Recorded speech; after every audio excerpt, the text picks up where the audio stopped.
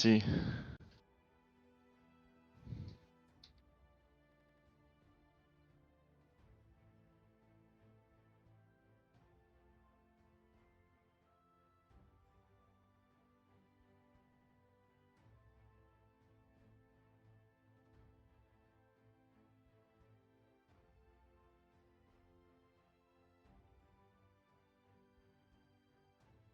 Oh, thank you very much. It's so good to be back. It's been a while since I've done one of these, It and has it's been a always a while. pleasure. It has been a Yeah. while. I also, because it's been a while since I've done one of these, I've just realised that I've done that whole introduction with my microphone muted. Professional casting, What by a the pro! way. What a pro! So, just rewind a couple of seconds there. Welcome, Twitch chat, to the March Nova Cup. We've got some really fun games ahead of us today. And with me on the caster couch, it's none other than the Danish disaster. It's Scoftrold himself. Welcome to the stream. Oh, thank you very much again. Again. Yeah. Imagine how people sometimes only have to do that once. I know, right? Yeah, that's not us. It's the downside of being a caster. You have to listen to my waffle twice, even when the stream only gets it once. But how are you, dude? So, before we get into the games, which I know is kind of the main event, but really what everyone is here for is like anecdotes and gossip from the ladder. So, Scoftroll and Yeah. I played against each other, I think it was yesterday or a couple of days ago. Yeah, something like And that. and at the start of the game, like fair warning, I said to Scottrold, if you starve me, I'm going to write mean things in your caster bio. Okay, so I what didn't did he starve do? you. I He was sending starved to me. He Lucy. starved the shit out of me. I or was the sending to team. Lucy The though. team in general, you know? The game plan was there. The intention. So, I made good on my word, and I've written some, I think, I wouldn't say mean. They're fair. They're accurate things about you in your caster bio. I don't know Oh if wait, I that's have. up for you yet because you have the delay, right? So you'll be able to see it in a couple of minutes. But just see what Yeah. you think because I think they're pretty much on point. But I don't care if you write mean things. I have a great screenshot Oh no, of me with a random 2400 no, beating you and Lucy, who no! teamed up 2650s. Don't remind me. Don't remind me. All right. Was it 26 rating you lost? Oh man, it stings. You know, it stings. It was the first game of the day too. Oh man, it just gets worse and worse. Just keep rubbing it in. But okay, guys. So we're gonna cast a bit of an exciting game for the first one up. It's someone that you know quite well. It's Chuvis, but this time he's partnered up with Adamus. So do you think, Yeah. having ditched you as an obviously deadweight partner and switching it up to Adamus, do you think he might have a better chance of winning the Nova Cup this month? Yeah. I mean, he definitely has a better chance. That's for sure. Yeah, it can't be worse. No, no. I mean, there was some. He did some sketchy plays last time we played, which is No, he would never. He would never. 3 years ago, I think. Not my Chuvas. He's No, Mr. Consistent, right? He's never made a mistake before in his no, life. no. Chuvas is a very fun player to watch. He's always extremely high variance. Do you think that's fair to say? Yeah, definitely. Like Yeah, he's as he said to me when we were playing, like he just uses rank to check out different stuff, yeah, just yeah, try yeah. out, and like sometimes it work and you make a new build that's really fucking strong, and other times Yeah, you kind of crash and burn. But yeah, for I mean sure. that's the ladder experience. Yeah, that is. I mean, yeah, that is the latter experience. It's part and parcel. And to be fair to Chuvas, he does pretty much, or usually at least, pull it out of the bag when the chips are down and when he's in a tournament. So let's Yeah, see how he plays today. And their opponents for this match are the Doomsday duo. So that is Dryuzaki and Otika. They were the Division 2 champions last month. So they have stepped up a division here in March. We'll have to see how those guys are able to compete against the big boys. But they've played Division 1 before as well, and they're always a fairly solid duo. They do like to go for a bit of a starvy play style, I think, so that's something that you'll be familiar with yourself, I'm sure. yeah. I mean less than 30% economist, and about 65% tactician. That's just absolutely disgusting. I don't know how you sleep at night.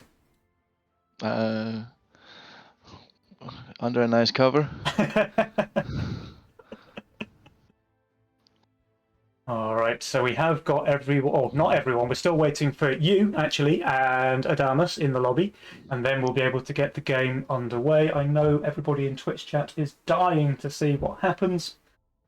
Well, we've got some comments in chat as well. So SSP is calling out Scofftrolled, Kamar minus Sweethearts OP OP. So he remembers the he remembers. the I mean, Kamar duo. Yeah. It is downright the best team name to ever be in Legion tournament. Not just the best team name, you had the best team logo as well, if I remember correctly. Oh yeah, that's true. The flag was very on point. All right. Well, that's what happens when you get a history buff to make the team. Was that you or Chuvis? Which one of you is the history that's me. buff? Oh, okay. That's definitely me. All right, we have all the players in the lobby. Scottrold, if you could be so kind as to get your ass in here. Oh yeah, sorry. I didn't realize. It does help. Like, it's easier to cast the games normally. It is easier to cast the game if you can see what's going on. If you're in the game, yeah, it makes it a bit easier.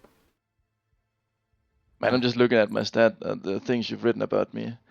Like Firelord, what the hell? Yeah, I mean, I think Chaos seems to really mess with your unit stats. It's like your #1 unit is actually Exact, but you've only played 3 games with it or something like that. So because all of your usage rates or pick rates, they're all 0%. So yes, all of your performance scores are messed up with Chaos. Who is the host of the game? It's the Driazaki. Oh, sorry, it might be the Otica game, but I can invite you as well. Oh yeah.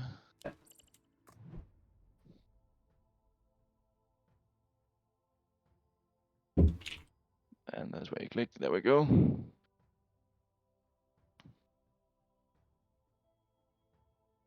Yeah, Firelord. I rarely use it, I feel, as well. You've got a good win rate with it, though. Maybe you should play it more. 74% on the Firelord. Or maybe I just only use it when when it's perfect to use. Yeah. You only use it when you Chaos roll it on 13 for a Phoenix, right? Like, that's the only time you ever need it. Very skillful, Mastermind. Very skillful. I mean, you do know the reason for my tagline. What is your tagline? It's probably best chaos player according to Green Spirit. Right. That's because I played against them a couple of times, and just one time was Priestess. Yep. And for 4 I rolled masks. Yeah. I had similar level quality rolls throughout the game. Yeah, I mean, that's just chaos things, right? I had one against Adamus that was similar on the ladder recently. Priestess on 1, Mask on 4, Zerker on 10, all of those things, you know?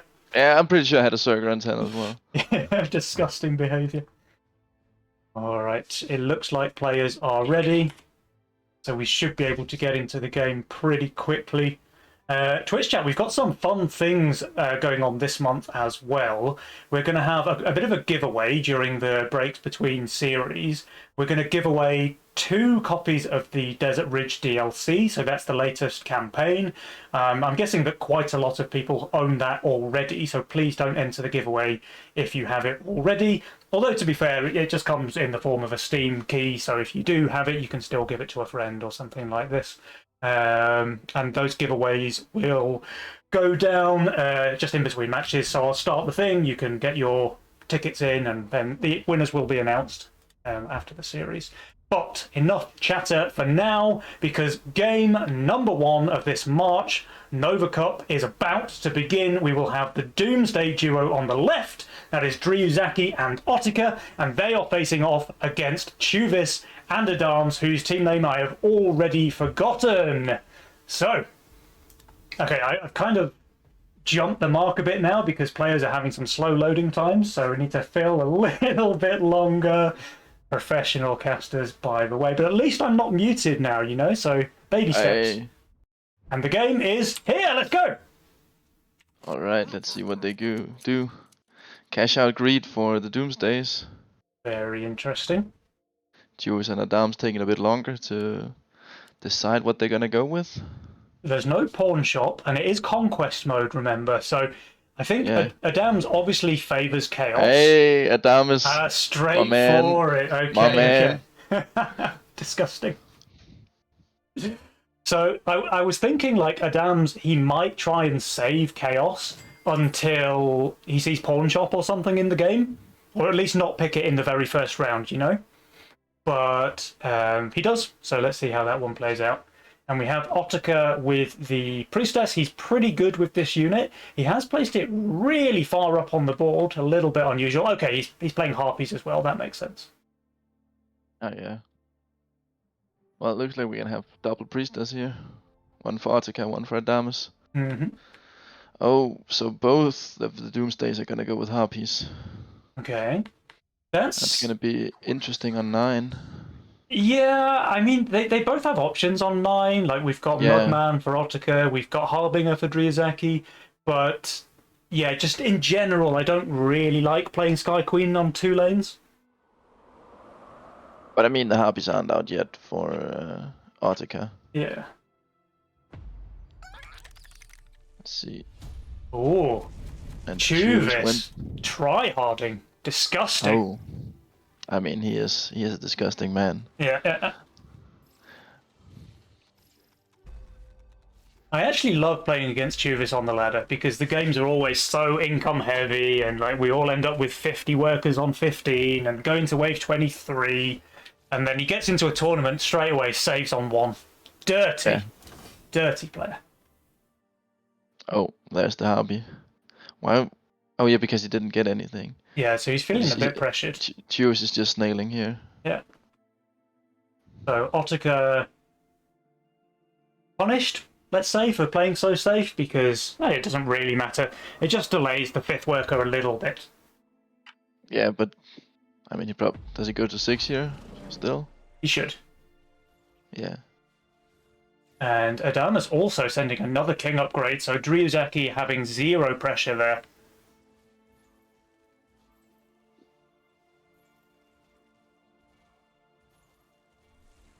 Yeah, I think that's fair though. Can't really push the 6 workers anyway. Adam's on 6 workers with his Priestess, and Otaka still on 5 actually. So despite getting the 20 resend, the 20 on 2, Otaka is a little bit behind Adamus now. So Adam's clearly hoping to roll that mask for wave 4. Let's see if he can manage it.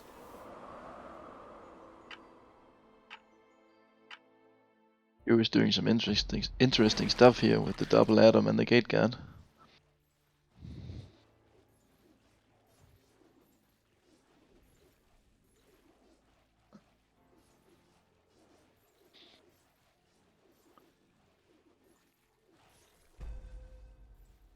And Chuvis has a decent amount of Mythium stored up now, so does Dryazaki. Oh, they just go for some income sense. Okay. I mean, everything is income early these days, I think. Even I've stopped sending brutes. Oh, you know it's an income meta when Sculptroll to stop sending brutes. Yeah, I'm hating every second of it. But oh, let me quickly change the UI options a little bit.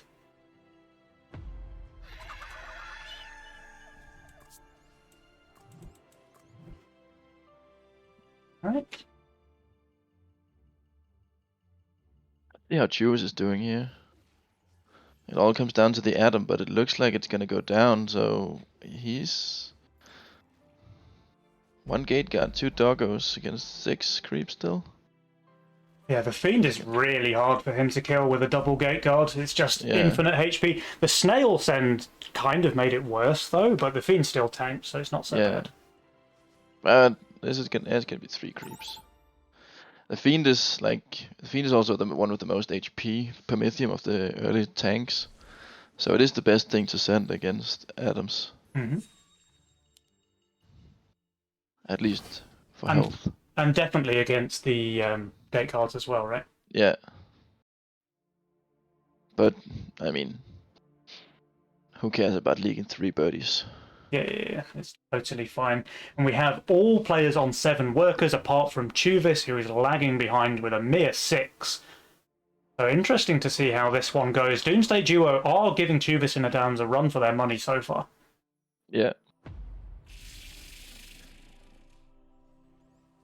And Drisaki getting another 40 here, which is just gonna... Is he gonna hold it?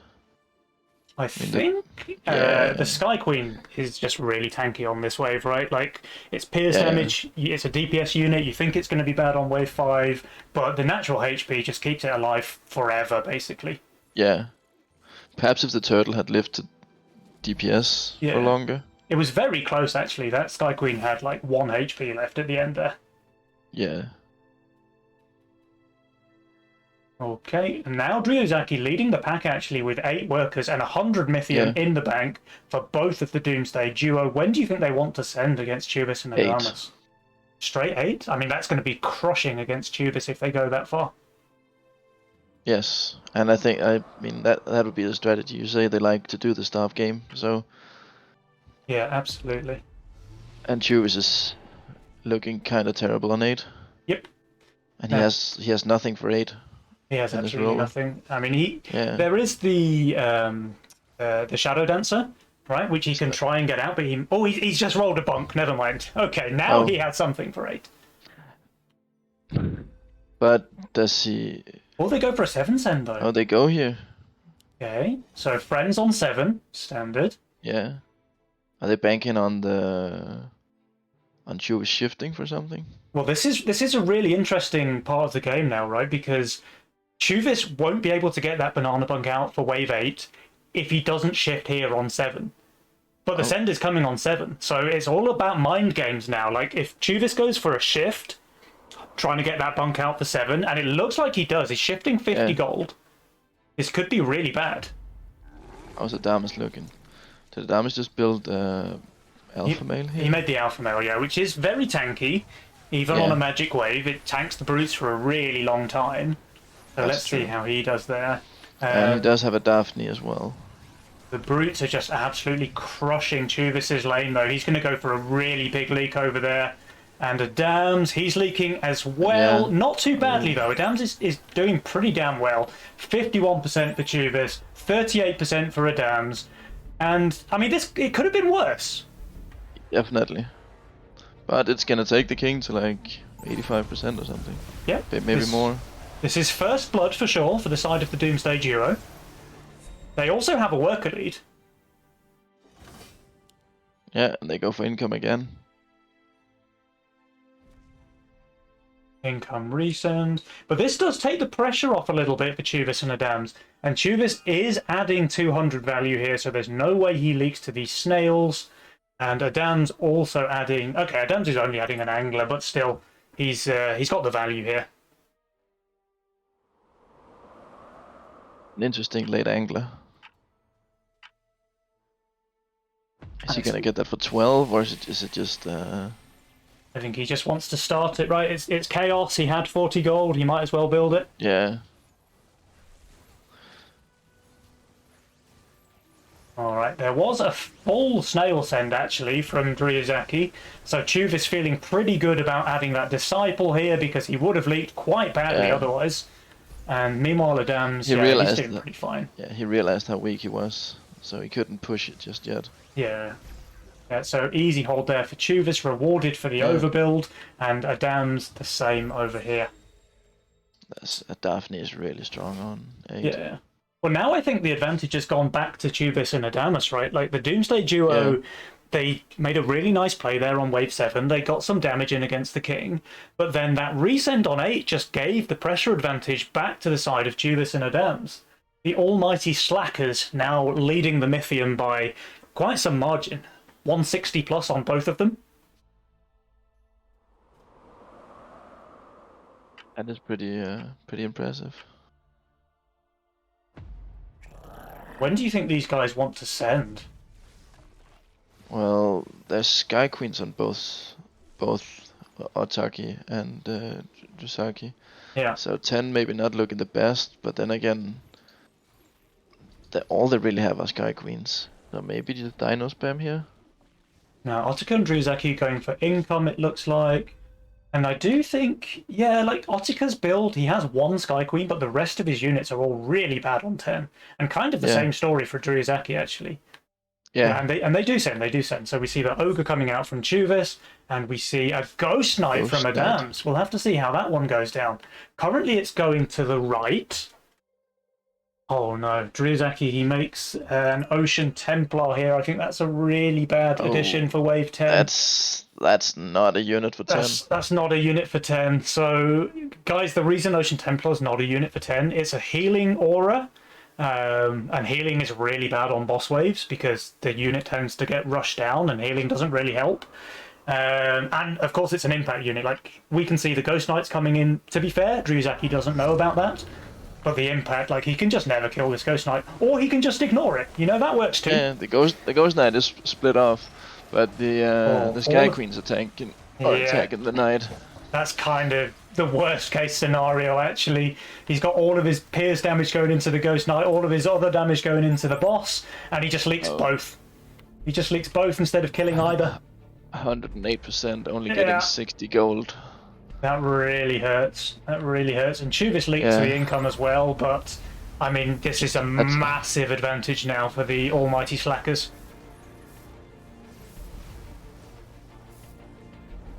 Wow, look at that. 38% HP left on the King.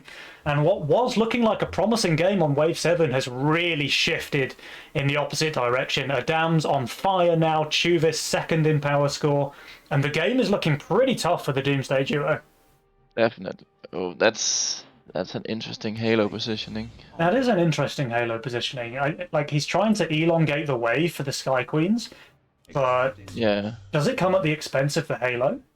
The Halo's gonna die here for sure. It died here, yeah, but on melee waves, will it survive? Well, I think it's questionable right now, but once you put something in front of the Ocean Templar, it should tank a little bit, but survive the rest. Yeah. Oh, and Adams has the Divine Blessing as area, by the way. So just in case you were ever worried about his roll dropping off, it's just absolutely insane. This is probably the best unit in the game for Divine Blessing. Yeah, definitely.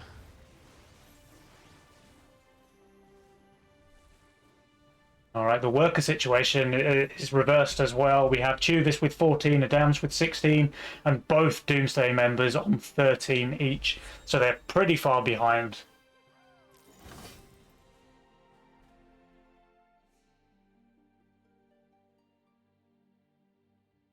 Dryazaki adding a couple of Grolls here, so should be strong on 13, especially if she does manage to get both of the King Claws out.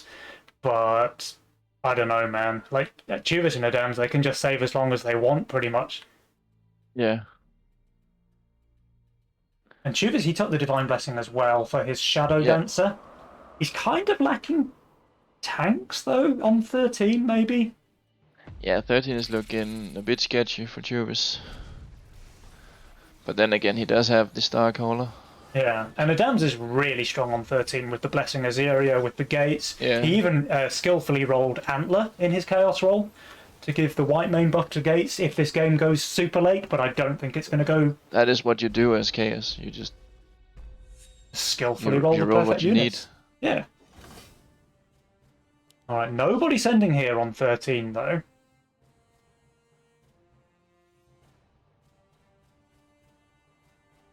That is interesting. That is interesting. I think maybe they could have got some damage done with the 13 send. But everyone deciding to save a little bit longer. When do you think they go, then? I mean, Adamas has the Blessed Assyria, so they can't go 15. Like, I mean, 16 is optimal. But how are they getting to 16? Yeah, 16 is just not on the cards for the Doomsday duo, because they will I think so. They'll just die. Like, if Adams and Chuvis go for a 14 or 15 send and these guys save their lithium, they'll just die. So they go for a 14 send. Sends are coming here. And it is matched. So all 4 players sending here. And who do we think has the better build to be able to hold on 14? I mean, if the Assyria tanks and just goes popping with the... Oh, look at this.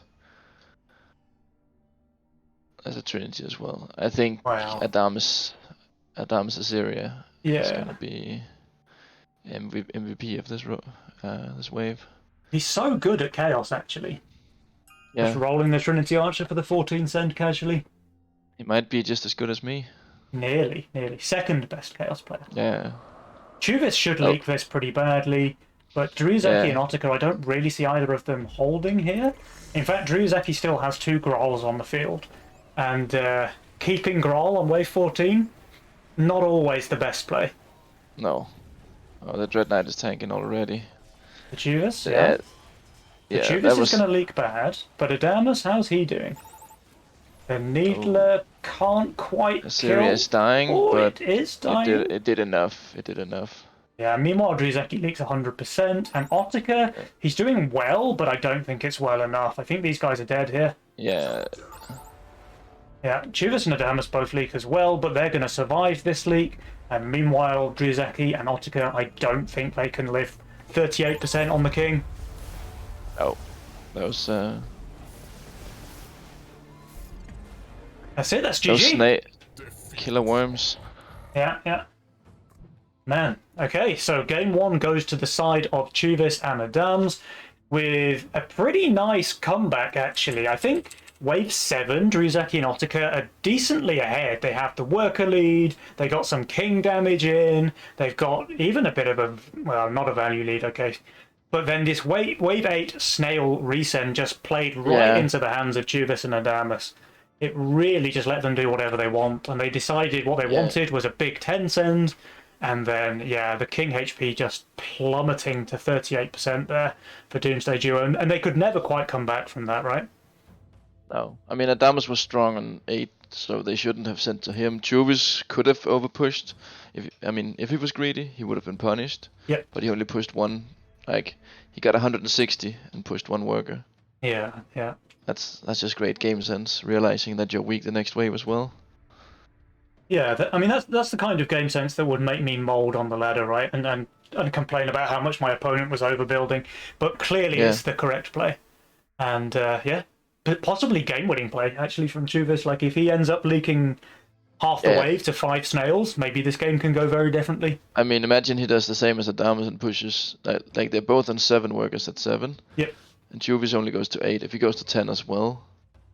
Yeah, if he goes to 10, he can only afford like 1 stack on the casket instead of a disciple. Yeah. And the 5 the snails casket would- just. Yeah. Yeah, the casket would have just died. Maybe gotten a spell off on 1 snail or something. Yeah. Yeah. And then he So- probably leaks pretty badly. But Yeah, like definitely. but like this, it's basically just feed on 8 into losing nearly all your king HP on 10 into everyone going for 14 and the Doomsday Duo losing the race. So well played, Chuvis and Adams. Nice game. And we'll have to see if the Doomsdays can bring this one back as we go into game number 2. So pretty nice game. What do you think Pretty nice. the Japanese duo need to do if they want to come back in game number 2? What do they need to play differently? Well, they need to keep up identifying the weak waves like they did on 7, and then not follow up by throwing away the wave after. Yeah. Yeah, so they started off really well. Like they kind of had their foot on the throats of Adams and Chuvis. But then they just lifted their foot off, right? They just took away the Yeah. pressure with those snails on 8, and rather than kind of pressing their advantage, they just gave it away. So we'll have to see if these guys can maybe stay a bit calmer and not go for those resends once they have a lead. Just really hammer home that advantage and turn it into a win. That would be really good for them. Mhm. But I mean, being up against Chuvis and Adamus, it is a tough order they've rolled into here. Yeah, I mean, these guys are not bad players, right? Oh, definitely not. Adam's one of the most decorated Legion tournament players in the game's history, and Yeah. Chuvis, Chuvis is not too shabby himself. I mean, Chuvis got me to 2nd place in a Yeah, Legion in-house league. I mean, imagine how good he has to be for that to happen. he certainly has a very strong back to be able to carry that much weight, right? Yeah, definitely. But guys, here we go. Game number 2 is underway. Let's see what happens. I'm kind of a bit sad that they won last game, Chuvis and Adamus, because that means Adamus not going to be picking Chaos again. Yeah. but maybe Chuvis will. Nah, I don't see it. I'd He's going. I think he might go Fiesta here. love We to have see a Cartel Fiesta. on Cartel on Adamas. Yeah, very nice pairing And there. and oh, there. Oh, he Agreed. went with Greed. I mean, Adamas had Protons, which is a really good unit when your teammate is Fiesta. Yeah, it is Yeah, actually the mana ramps up, right? So the yeah. longer I mean, the you wave know all about lasts. that, right? Yeah, yeah, yeah. So protons covering your Fiesta teammate. When you hold your own lane, the proton mana just grows and grows and grows, and it gets more attack speed over time. So then, Yeah. once the wave has lasted for a long time, and the protons have to cover in the middle, they're already at like 50% mana or so, and they just obliterate the wave. So really good units for covering, especially in the early game. All right, we have Adamas going for the Tempest opener. yeah, interesting one. And Chuvis, one of his trademark builds, actually, the Yeah. Mask and the Gargoyle. I think this is one of the builds that Chuvis basically introduced to the meta. He's always been a bit of an innovator, so cool to see him get one of his trademark builds in a tournament game like this. And Ryuzaki with a Windhawk opener. She is not playing Fiesta, but she will leak one or two creeps here. And interesting to see if Chuvis like maybe thinks that she is playing Fiesta and goes for a snail send on 2, which will just feed into her hands there. Yeah. One thing that's really interesting about the Windhawk opener, I think, is how much the HP leaked can vary. Yeah, Like you can leak one snail that's one hit away from dying, and you can leak 2 snails.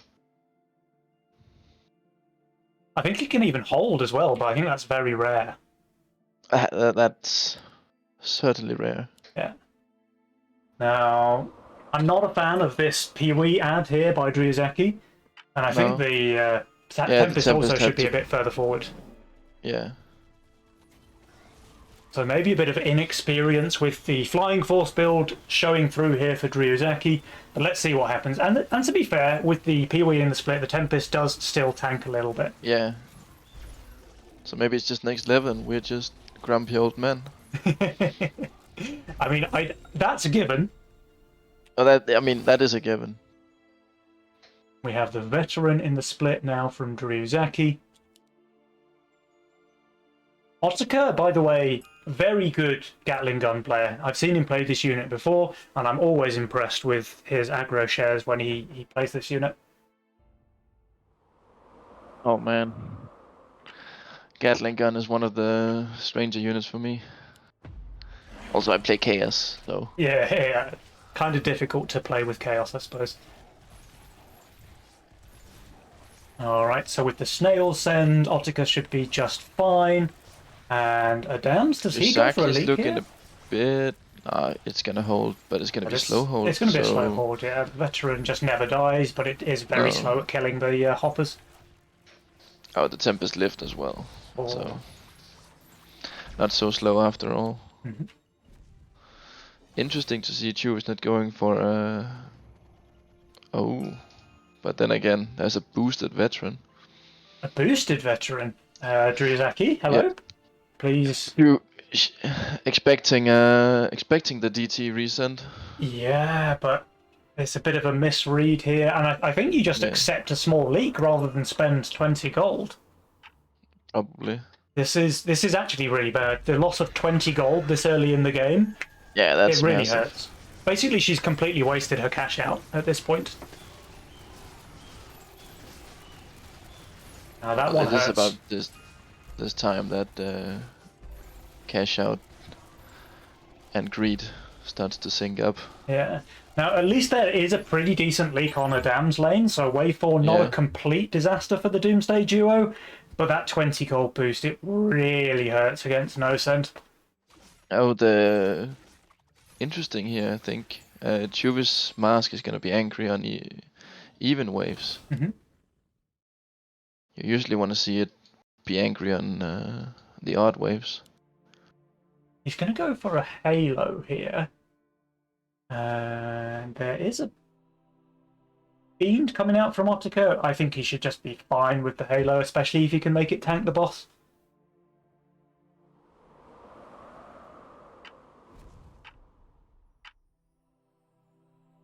I think the Gargoyle's gonna tank the boss first. Yeah, but then it will tank on the Halo, right? Yeah. And he should do okay then. The Mask is dying very quickly. I'm not so sure how good Juvis is doing here. But then again, there's no damage. There's no damage. It's all pierce damage against the fortified Halo. I think if he leaks, it's very, very small. Dams is holding. Juvis leaks 25%. And It might even be less than 25% because it like leaked and got off the second auto or the last auto attack. Oh, really? Okay.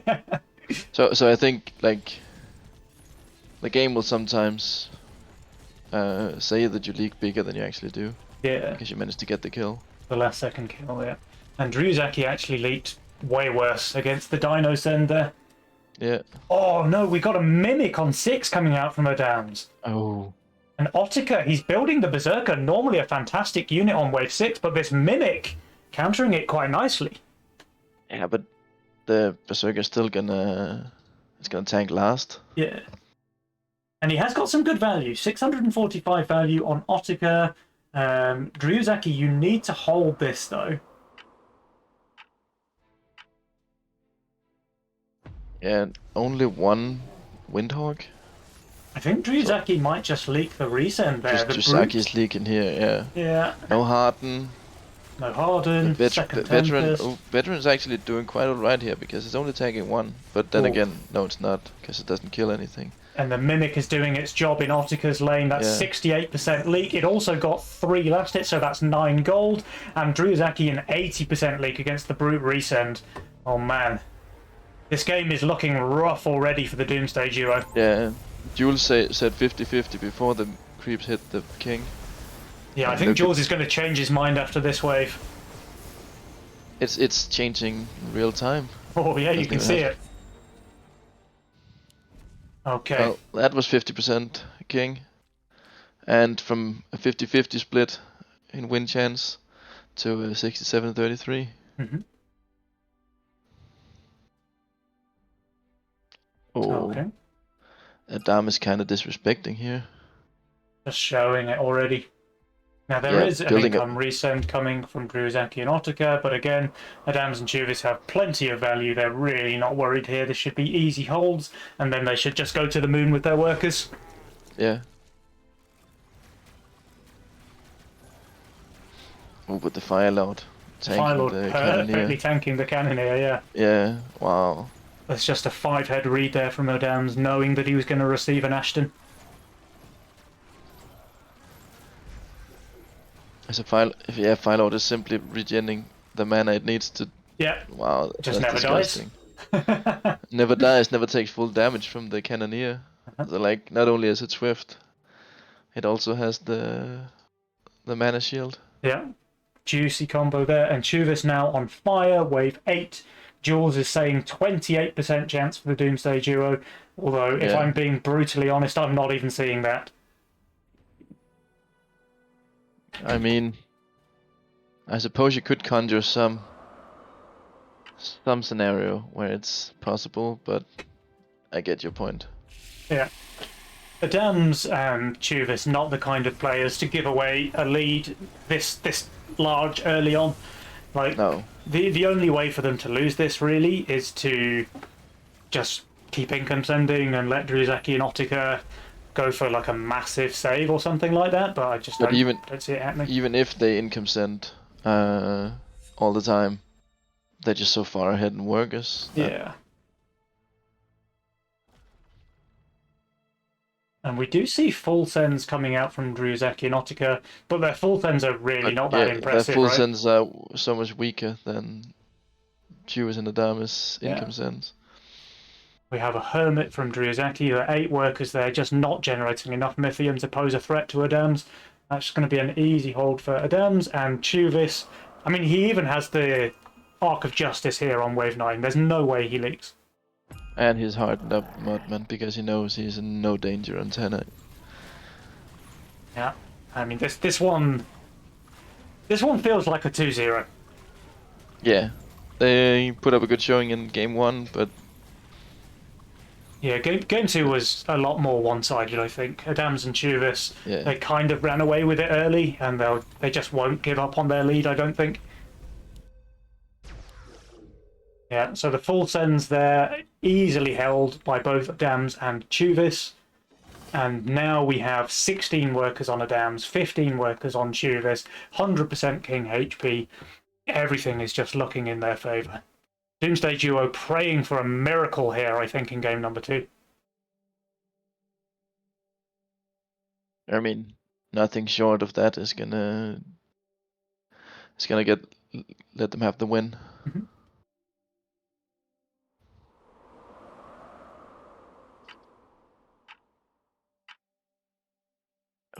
I don't like that.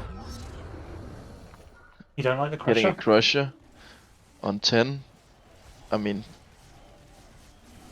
a Crusher after 3 basically is bad, I think. Maybe, I Yeah. mean, there's the argument to be made to build it on 5, but other than that, All right, everybody going for an income send. But I mean, when you're income sending, it really just favors the team who has the most workers, and yeah. by a long shot, that's Adams and Chuvas. They're way ahead. 32 workers on the side versus 25 on the Doomsday Duo is a pretty big margin, and it's only going to get bigger. Yeah. Especially now with the, well, I still think the new worker system. Yeah, You know, yeah, when you're they right. when Yeah, they the scale up percentage buffing. after, Yeah, yeah. so the gap is even bigger than it is on paper. Oh, another Crusher. Another Crusher.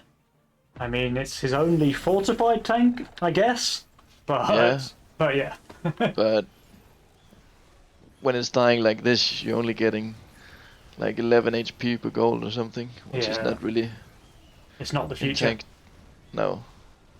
All right, so Dryuzaki does hold. The only player to take Creditor, by the way, Dryuzaki, but I don't even know how strong it is. When Adams and Chuvis, they both have Embargo, which is giving you 80 gold and 80 Mythium. I think that might just be more value overall than Creditor, especially if she's not able to fully shift the 170 gold every wave. Yeah, and look at the workers as well. Mhm. Still staying 14 for Drisaki. She's even showing the Fire Lord here as well, so if there was maybe some benefit from hiding and dropping a full Phoenix on wave 13, I Yeah, mean, that's not only is she giving away the surprise, but also she's only shifting 111 gold, so not getting the full creditor value here. I mean, I can also is it, understand. It's when is it rough. gonna tank when this pushes into here? It should tank the split, maybe, but. Oh, a little bit of lag there. We're back in the game. Yeah, see, like on this wave at least, the Violets take and the Tempest tanks. Yeah. But now seeing the Fire Lord and seeing the Lord of Death in Otika's lane, I think Adams and Yeah, Chivas just go for 14, and it looks like that is the play. They don't send their Mythium here. They have nearly 400 each on the side of Adams and Chivas, and I think this yeah. is going to be a really hard Choose ask. choose as the Ark of Justice. Adamas has the double aerial command Phoenix. Yeah. They are in no rush to send here. Yeah, plus 100% King, by the way, with And attack upgrades.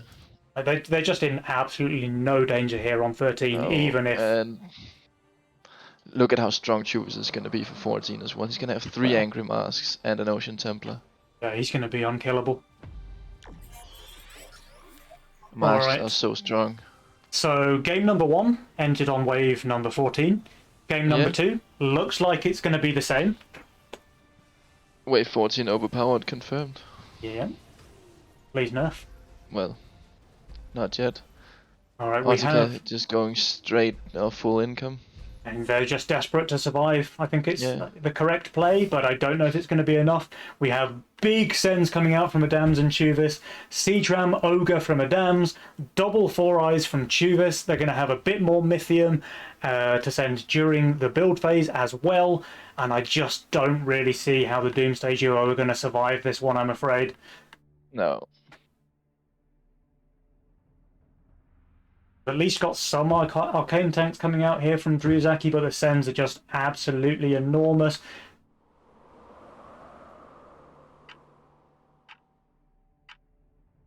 All right. Come on, Doomsday Duo. Can you hold here, or is this going to be the end of the series?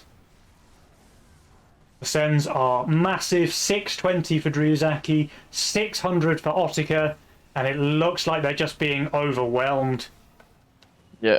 Ottika's gun is now dead, his Lord of Death soon to follow. That is a 96% leak for Dryuzaki, 95% for Ottika, and I think that is all we've got time for in this series. It looks like a pretty quick 2-0 for the side of Adams and Chuvas. Well played, those guys. Yeah, definitely well played. Okay, but worth pointing out that is not game over for the Doomsday Duo. With this new Division 1 format, they do drop down to the losers bracket, but it gives them one more chance to stay in the game. We'll have to see if they are able to beat their opponents in that second matchup. But yeah, Adams and Chuvas, they are through to the next round, and they are in no danger of going home early. So let's have a see, because that was quite a quick 2-0. Let's see if... Oh, the underdogs, it looks like they have also 2-0'd in their series.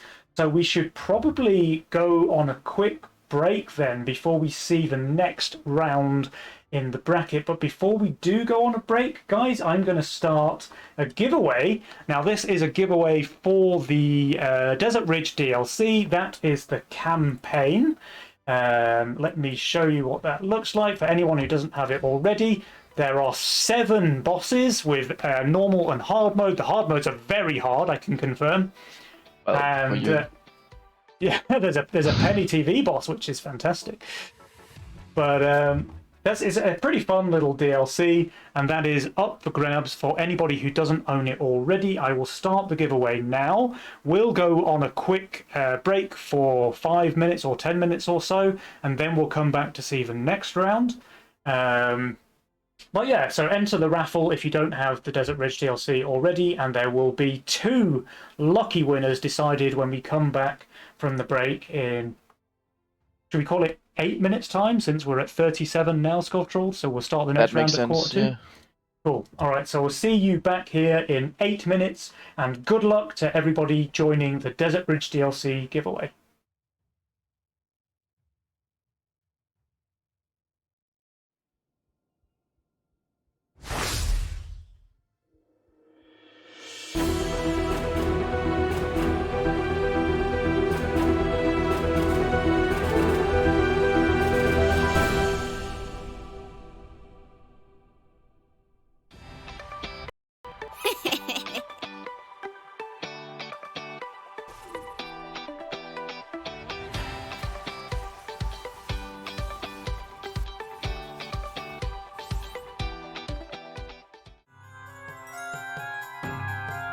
Hello there.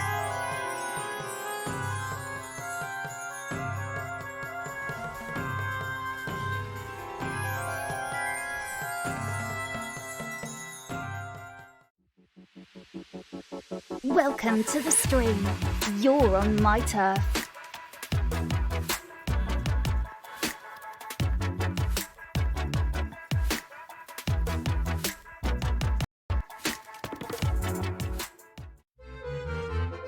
Ah, Beckham.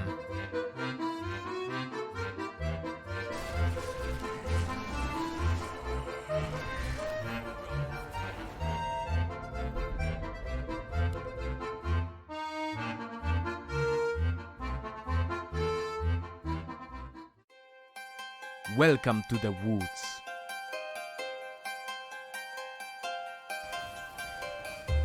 You are at the tip of my arrow.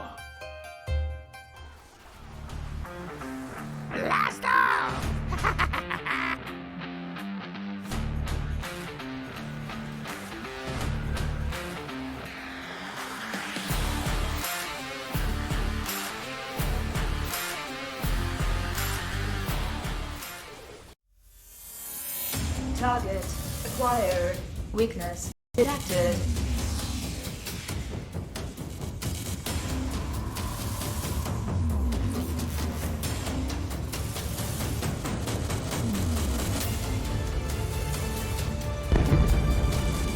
Victory.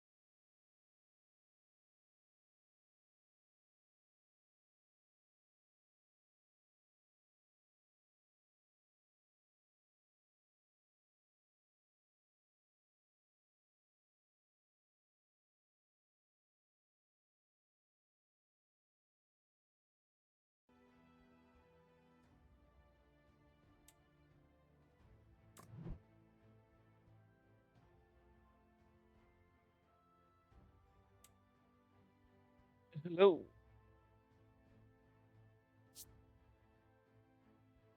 All right, welcome back, Mr. Scottrold. How are you? How was your break? Thank you very much. I'm good. That was good. I managed to get to bathroom break and make myself a nice, not a cup of tea. I made much more than that. Excellent. All right, I think it's time to do this this giveaway then. So let's have a quick look over here. Who our first winner is going to be? We have 55 entries. And Oh, I was. Damn, I was supposed to come back and enter it as well. you still got time. I can give you 10 seconds to enter. What's the command? Exclamation giveaway, maybe?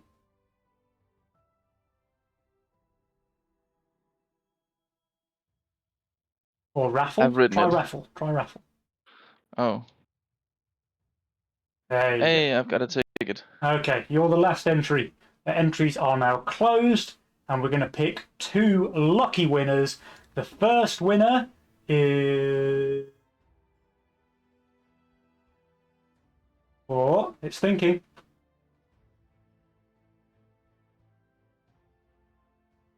Can you pick a winner, please? Hello?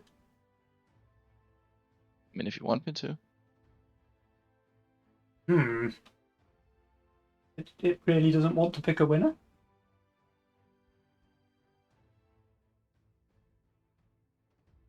Excellent.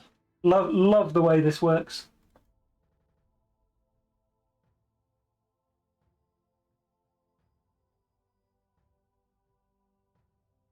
Okay, I have a winner. The first winner is Problematics. Congratulations, Problematics. If you can whisper me in Twitch, just so that I have your in-game name, then I can send you your DLC code after the stream. And the second winner is... Cynic UK, congratulations! Okay, so if Problematics and Cynic UK can whisper me their in-game names, I will make sure you get your Desert Ridge DLC codes after the stream. Congratulations, you guys! Congratulations indeed.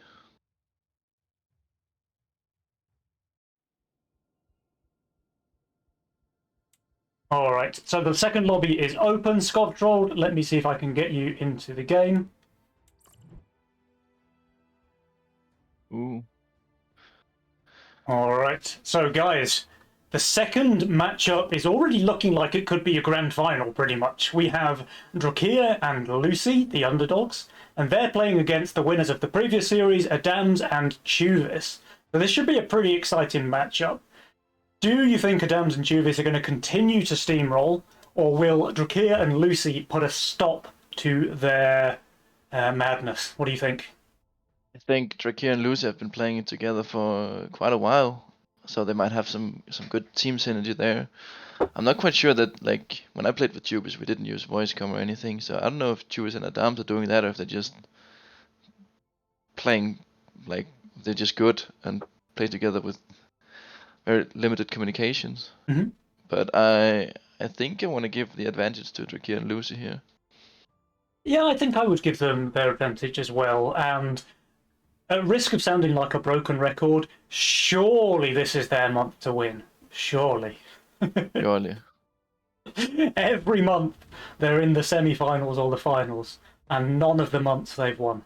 So Drakir and Lucy, come on guys, you can do it.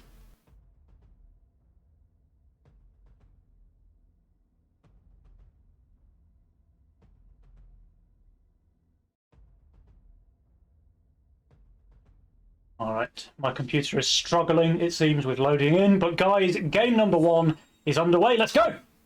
Alright, here we are. 2 Norwegians. 2 Norwegians, yeah. Lucy versus Chuvis, but which will be the better Viking? It's gonna be interesting. So we have a Cartel Castle. That's an interesting setup. Let's see what Adams and Jewish goes for.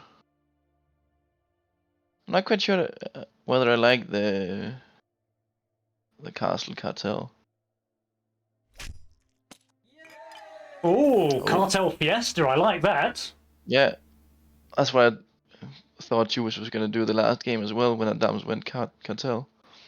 He doesn't have like- the best Fiesta opener though, right? I mean, Pee-wee. You get a veteran and a Pee-wee. Yeah, The Pee-wee in the split. That leaks a creep or something. I think you have which to is pretty boost. good. You have to boost to And make it only leak one creep. No, not on one. You have to boost on two. Okay. I had a Fiesta teammate do it with me in a game earlier today. Oh, nice.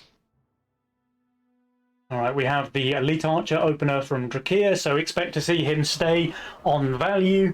But he was going to do that anyway. And we have Castle on Lucy, so she'll be kind of trading away her early game in favour of a big late game. All right, Chuvas did go for the Shroom, hoping for a Snail, which he did not receive. Let's see if he goes to 6 workers. I don't like 6 work. Well, I guess Fiesta does have some merit to it in that regard, but that's very risky. It does. And Lucy doesn't send. Well, not yet anyway. No, but why would you send into Wildstream 1-2? Yeah, she doesn't know that he's Fiesta, right? She has no idea. No.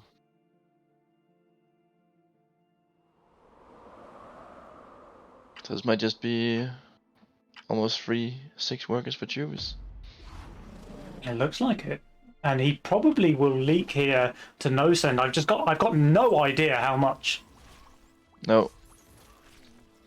I've never seen the Wild Shroom double Polywog Fiesta before, so I'm kind of interested how well this does. I'm not sure many people have, but it looks like 50. 50%? I mean, it's not great, but it's fine. And now Lucy knows he's Fiesta, right? For sure. Yeah, you don't do that if you're not Fiesta. Yeah. Oh, and Adamus, the gate guard, just about gets the second doggo off. Or Yeah, the that third, was- probably. Yeah. That was clutch, because he wouldn't have full covered otherwise. Oh, Oh, here's a Fiend coming out from Chuvas. That is just absolutely disgusting. Yeah. Does he does. He gets the Snail to go with it as well. So we're going to get the Snail going into the Elite Archer and the Fiend going into the Devilfish here. So a really good combination of tanks into the units. But Drakir has 305. He is on value with Elite Archer. Let's see how he Yeah. does.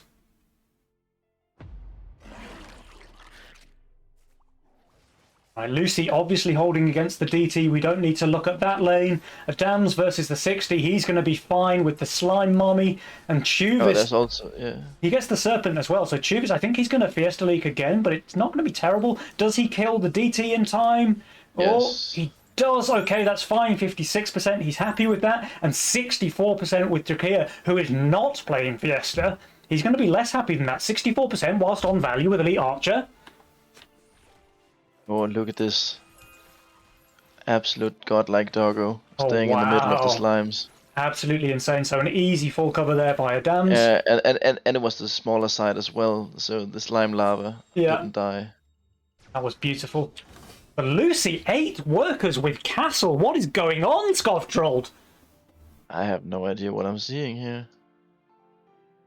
But 225 value. I mean, surely she spends the 60. She does. Okay, she stacks the cat. She feeds the pussy. Still, pretty risky. It's unusual to see Castle with the most workers this early in the game. I mean, does this just leak Oh. no sin? And as a result, though, she gets the double Dragon Turtle out on wave 4. Chuvas, like, he's playing Fiesta, but is this going to be a massive leak or what? Well, does it even matter if it is? I mean, he doesn't have the Pixies, right? So Fiesta Pixies doesn't care about leaking 100% on every wave, but with other Fiestas, Yeah. you don't want to be But leaking look, quite so look at big. Adamus cover. Adamus has Oh. such a great cover build. Yeah, he's always covering the gate guards, like, pretty much infinite value. The longer they live, the more value they provide. Yeah. And we have Lime Imps. Siren stays alive. Yeah. Yeah, all of his units are like cheating out extra value basically if they stay alive. So really good at covering in the mid. And we have Imps here coming out against Lucy, who did greed the 8th worker. Is she going to live to regret it? Probably not. Well, that makes no sense because they'll die and regret it, or live and be fine. Drakir gets the Dino. He is, of course, playing on value with the Elite Archer, but he should actually be fine this time. The Seraphim is broken on wave 5. And Lucy, those Imps, they did overrun her front line, but with that And Sky now they Queen... overrun the Sky Queen. Yeah, 71% there. Drakir, he is holding, however. That's very clutch. If Drakir had leaked as well, this would have been really dangerous. Chuvis leaking 53% again. That's an acceptable Fiesta. And again, Adams with infinite value left alive to cover in the mid. Drakir does not fully cover, so the side are going to take a bit of king damage. That is first blood now for the side of the almighty Slackers.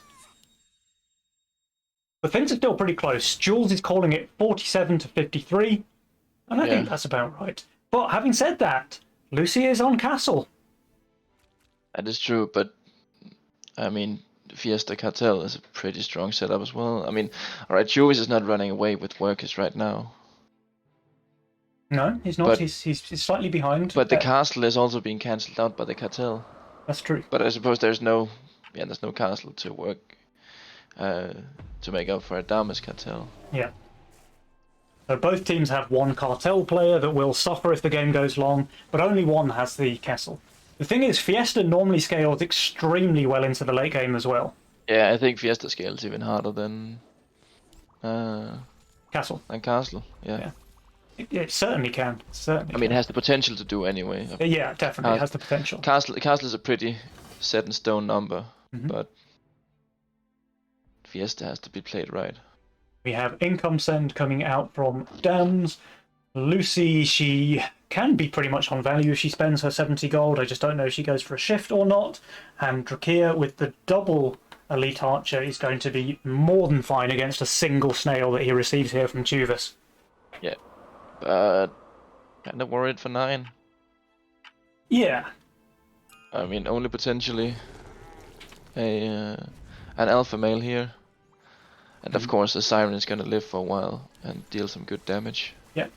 And Drakir a little bit punished for going the second archer there. Like, if he just shifts his gold and goes for the Trinity on 8, he's never leaking wave 8.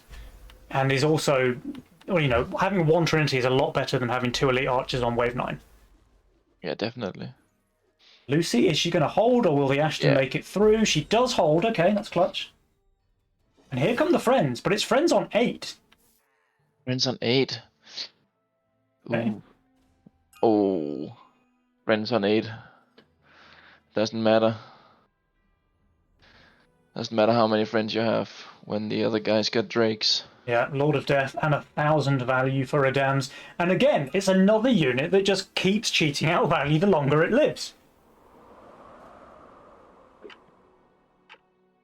It's just like that everywhere around for Adams, basically.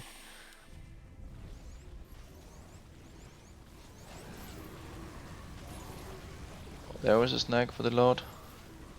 Yeah, that does And look another. like... Oh, but no second summons on any of the gate guards. No. But yeah, I mean, he's just Oh, fine. it's not actually looking too good for Adams here. Chuvis is just holding, though. Yeah.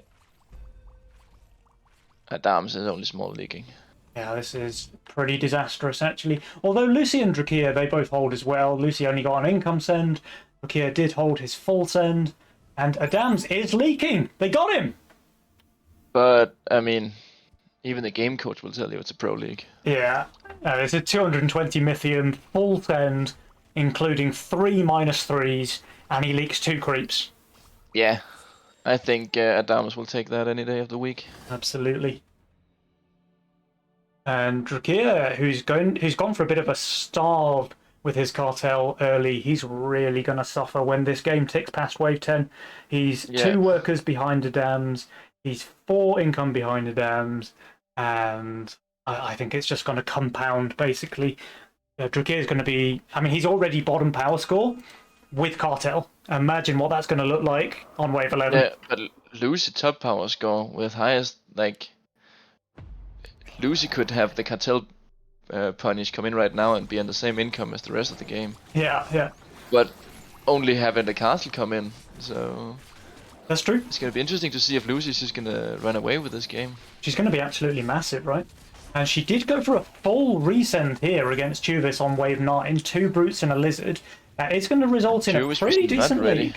60%, but he is Fiesta again, remember? Yes, here's Fiesta, and Chubis might not be ready, but do you know who is ready? Yeah, it's this guy with infinite value in the mid. Yeah.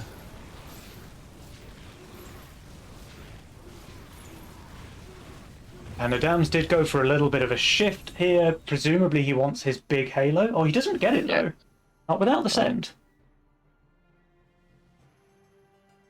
Maybe he's just not feeling scared on 10 because Chuvis received a send on 9. Maybe. I mean, Chubis is pretty decent here. He has the Alpha, a Coiler, and a Serpent. Canopy is not so bad on 10, as long as it doesn't get killed immediately. Yeah, it does pretty good damage actually. It does good damage, and if it manages to regen a bit, it also has decent amount of tank value. Yeah. Although it is a bad armor type. Yeah.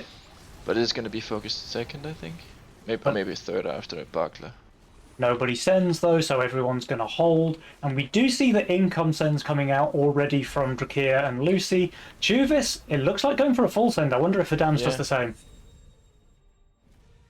Oh, a siege ram from Adams. Wow. Okay. Into the Phoenix. No, Oh. it's not gonna go. She's gonna into kite the it. fist. I think Lucy can just do extremely well here. She has Yeah. Protector on her Phoenix. This thing, mark my words, is invincible. This thing Yeah. just never dies. It's going to clean up the entire wave. It'll kill every creep by itself while being completely invincible. That's going to be a free hold for Lucy, who was already ahead of everyone in income. Look at this now, 276 income on Lucy. The closest second player is Chuvis, who's 40 income behind her. Yeah, that's insane. How do you get a castle player to be the biggest person in the game at wave 11? And it all goes back to that early, like, 8 workers on wave 4 from Lucy, right? Like, she just snowballed it from there Yeah. and never stopped. Oh, now the Phoenix is just two-shotting everything. Oh, It does go on the ram a lot quicker than I expected. I thought the Sky Queens might tank, but is it staying alive? It is not. No, That it's might not. be a leak from Lucy then. Okay. and look at what we got going over here as well. Oh, the Oh, witch is dying. the witch is dying. It does Just kill managed the to get a Trinity send. Archer though, so he will leak. Yeah, and it just managed to get a new Froggo off. But So these there's gonna are- be some king damage here, and But baby leaks can- though. yeah, I mean, there's still 8 wave creeps and a Froggo. Or a Hubble. Froggo. Given that I was pretty sure Lucy would just hold, I think we can say this is not an ideal outcome. Yeah, definitely. And everybody received, so no pressure here. Mhm. And what are we gonna see sent next? It's just gonna have to be 14, right? You can Yeah, only it send looks like a 14 and 14. 17 into Lucy. Adams looks it- very weak on 14. Very, very Yeah. weak. And Choose is meanwhile, not too great either. yeah, not amazing. Slightly better with the canopy and the coilers, but yeah, Yeah, certainly not the best there. While Drakir is absolutely fantastic on 14, and Lucy's not amazing there, but she's not bad either. no. But just look at the worker situation, right? We have Lucy, the castle player, on 21 workers, 3 ahead of Adams, 6 ahead of Chuvis. Yeah. Jewish was just not able to be aggressive enough. Alright, slow clear there from Adams. He was quite low value for 12. But nobody is tricked into sending on 13. We do see all 4 players save their Mythium. Jew is already preparing for 14. Yeah, it's the best he can do. Haven's not bad on 14, but it's, you know, it's not perfect either. It's still a fortified unit on a magic wave, so it is taking bonus damage, and But it's it is really the vulnerable to least amount ogres. It is the least amount of bonus damage that you Yeah, true. can have.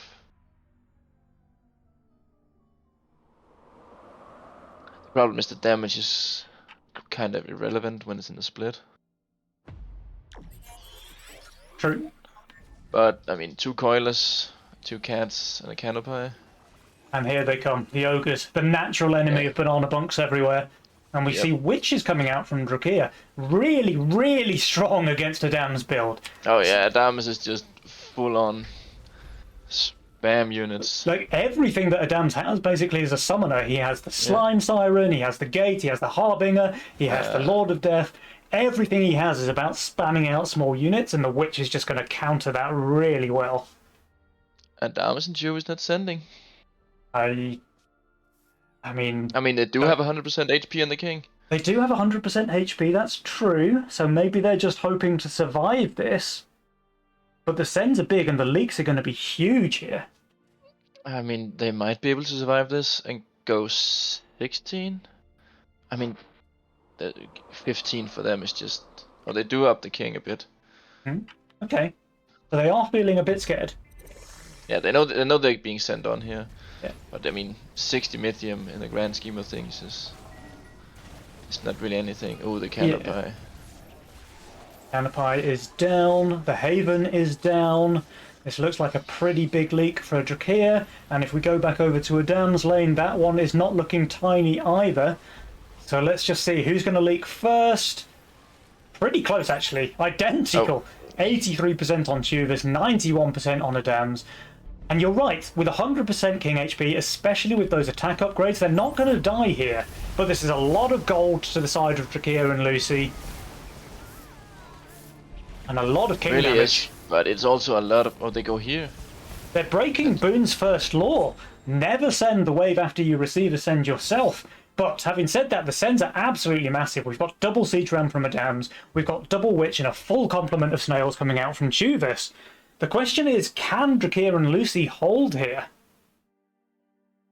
Well, 2 Phoenixes on Lucy. even if they can't, they just up the king fully, and they're gonna leak, but it's not gonna be detrimental. There is a weakened golem, but how bad is that really? Yeah. Lucy does full build. She's 3.8k value here. That's insane. Alright, the sends are massive. We got 640 against Drakir. We've got 760 against Lucy. So she is the stronger player. She gets the bigger send. Her Protector Phoenix is just staying alive forever. Yeah, look, 2 phoenixes. She's just easily holding. Look at these Yeah. Phoenixes go. Lucy making this look easy. Wow. Easy game, easy life. Now, Drakir, of course, leaks. It's 75% here, but I think Yeah. Lucy can even fully cover in the mid. No, it's gonna... Like, the phoenix is gonna get taken away. This is clearly the danger of letting a castle player be the biggest player on wave 4 in the game. Like, Lucy Yeah. is just absolutely Oh, it wasn't- dominating this game. She's on 150 gold shutdown here on wave 16. Yeah, but... Look at the income difference. Yeah. Chuve is kinda keeping up, being 65 income down. Adamus is 100 income down. Yeah. And Drakir is 150. Drakir's pretty far behind, though. The one thing doesn't I matter. would say is that Adams and Chuvis have a better suicide lineup, right? Because Chuvis is the strong player on their side, and Lucy is the strong player on this side. So if Adams Yeah. decides to go full suicide into Lucy to break her whenever they want to send, they can kind of hope that Chuvis might hold longer. Speaking of which, when do you think they want to send? I mean... You have to go 17 or 19. Yeah. There's just no other option. Looking at those phoenixes. I don't think they can go... Oh, 17 send coming out from Drakir and Lucy. I was just about to say I don't see anyone sending 17. And these I guys mean, they can go immediately whenever prove me they wrong. want. Look at the power scores. Yeah. Now Chuvis is 1.1k difference. Yeah, this one's looking pretty rough. Chuvis is minus 720 value. Adams, he's going to be minus nearly 1,000 when he's finished building. And sure, Juvis has a Haven. He has an Alpha. He has a Lioness with 5 stacks. Yeah, the send is And massive. Star Corners with 4 Disciples. Send is But- really, really massive. We've got 3 Ogres and a Mole coming out from Lucy. We've got 3 Witches and a Pack Leader coming out from Drakir. I just don't see these guys holding. I think we might have a game number 1 winner decided here, Skovtrold. Yeah. I wouldn't hesitate to make the same prediction. Yeah, Adams is just getting absolutely steamrolled here. That's the downside with the summoner build, right? Like, if the send is big Yeah. enough, you just never get out your summons, you never get your value, and your build is actually worth less than it is on paper. So 94% from Chuvis, 106 from Adams, and we do have game number 1 going in favour of FC Lucy and Drakir, the underdogs. And I've got to say, Lucy, MVP in this game. Extremely strong well- showing from her. Definitely at first glance, but like, how did the castle player become the biggest player in the game? It didn't happen without Drakir just starving with that cartel. I mean, Lucy just strapped Drakir onto her back and carried him to victory here, it looks like, right? She has her 8 workers on 4. She's leaking her opponent every wave. I mean, his Fiesta, sure, but she's still getting pretty big leaks just with her income sends. She does leak on 5, so Adams was kind of putting the brakes on her a little bit. But then after that wave 7 send, she just goes 12 workers, 15 workers from a small resend on 8. And she's just so far ahead, even before the Cartel Castle power spikes kicking in on 11, where she's just miles ahead of the pack. Maybe a bit unlucky with the focus on 11, so she did leak there and they did take some king damage. But then with this massive hold on 15 against the 760 send, the game is pretty much over at that point. And Lucy just carrying this home to victory with big boy sends on 17. So well played, those guys. And we'll have I to wonder see. what happens if Lucy builds a single Harpy behind or like in the back right corner on 11. Oh yeah, allow then it kites the round for sure. And then the Phoenix just kills the entire back line. Yeah. Yeah. But I think, you know, we're talking splitting hairs here. Yeah, The, definitely. The game was very nicely played from both sides. It did go in favour of Drakir and Lucy. So, Adams and Chuvis, what do these guys need to do to bring it back in game number 2? It's gonna be interesting to see. I mean, it felt like kind of like a really predetermined strategy of Drakir and Lucy here to have Drakir kind of starve himself a bit, but with the extra gold from the cartel. Mhm. So now that the Conquest format eliminates that option, it's going to be interesting to see what else they can bring. Yeah. Adams and Chuvis can definitely bring this one back. Like the players are both skilled enough to stand toe to toe with Drakir and Lucy, but these guys, I mean, the way they played game number 1, I say it every month, but maybe this one's the month. Drakir and Maybe. Lucy, let's see if they can take it all the way. All right, and we are not wasting any time here. It looks like we're straight into game number 2. Or having said that, the game is lagging a little bit, at least on my side. We have all That's 4 just players. your side, mate. That's just my side, indeed. Well, Adamus is loaded in right now, and oh, there you're coming. Here I'm coming. My PC is struggling, you know. I need to feed those hamsters, they're powering it. Yeah. But game number 2 is here. Let's go. I mean, until I was able to buy myself a new computer a couple of years ago, I used to say, hey guys, don't mock my computer. My dad built it for me, and he was a very skilled carpenter. Oh, really? Wow, Oh, I see. Sorry. Hey, now you get it. I get that in here. I'm a little bit slow. All right. Fiesta from Drakir. I would not have expected it from this young man. Wow. Really But, showing us that he's the 6'7" Giga Chad that he is. Balls of steel. It's the winners bracket of Nova Cup, and he whips out the Fiesta. He even gets the consort for the opener as well, so rewarded there. That is such a strong opener for that. And Adam's going back to his old faithful in the Chaos. He goes for a pretty aggressive opener there with the Wild Shroom. He's not pushing to 5 though, because I mean, a pretty standard strat. You'll agree with this for Chaos is to stay like really high value, right? Because you just have to overbuild and starve when you play Chaos. It's the only way. You don't even want to necessarily. You just have to. I'm not sure if I agree with that. I do love my 5-worker openers. We have Adam's receiving 0, so actually rewarded for staying 4 Yeah, workers definitely. there. He's gonna know it's, well, maybe not know for sure it's Fiesta, but Can he even afford the flower on 2? He can, right? That's just going to be massively yes. rewarded. yes, he can. He's gonna have 138 gold. So he's just unleakable then for the first few waves. Yeah. Drakir with the 6 workers though, so I mean it will be a big send, but it's just not going to pay off. No, Oh, he saves! he's saving. Yeah, he. What a I mean, try hard. he might even. I mean, when you see the Wild Shroom, or at least that's what I think. Whenever I see an opposing Wild Shroom, I think, oh, this is gonna be 4 send. Wait, he's going for the serpent instead of the flower? Hmm, I'm not sure about that one. I'm not sure I mind that. Oh, here comes the lizard, the fiend Fiend. after income. Okay. I mean, it is kited by the buzz, so it's not really doing the job it needs to against the shroom. Now it should tank? Yeah? Oh? Yeah. Wow.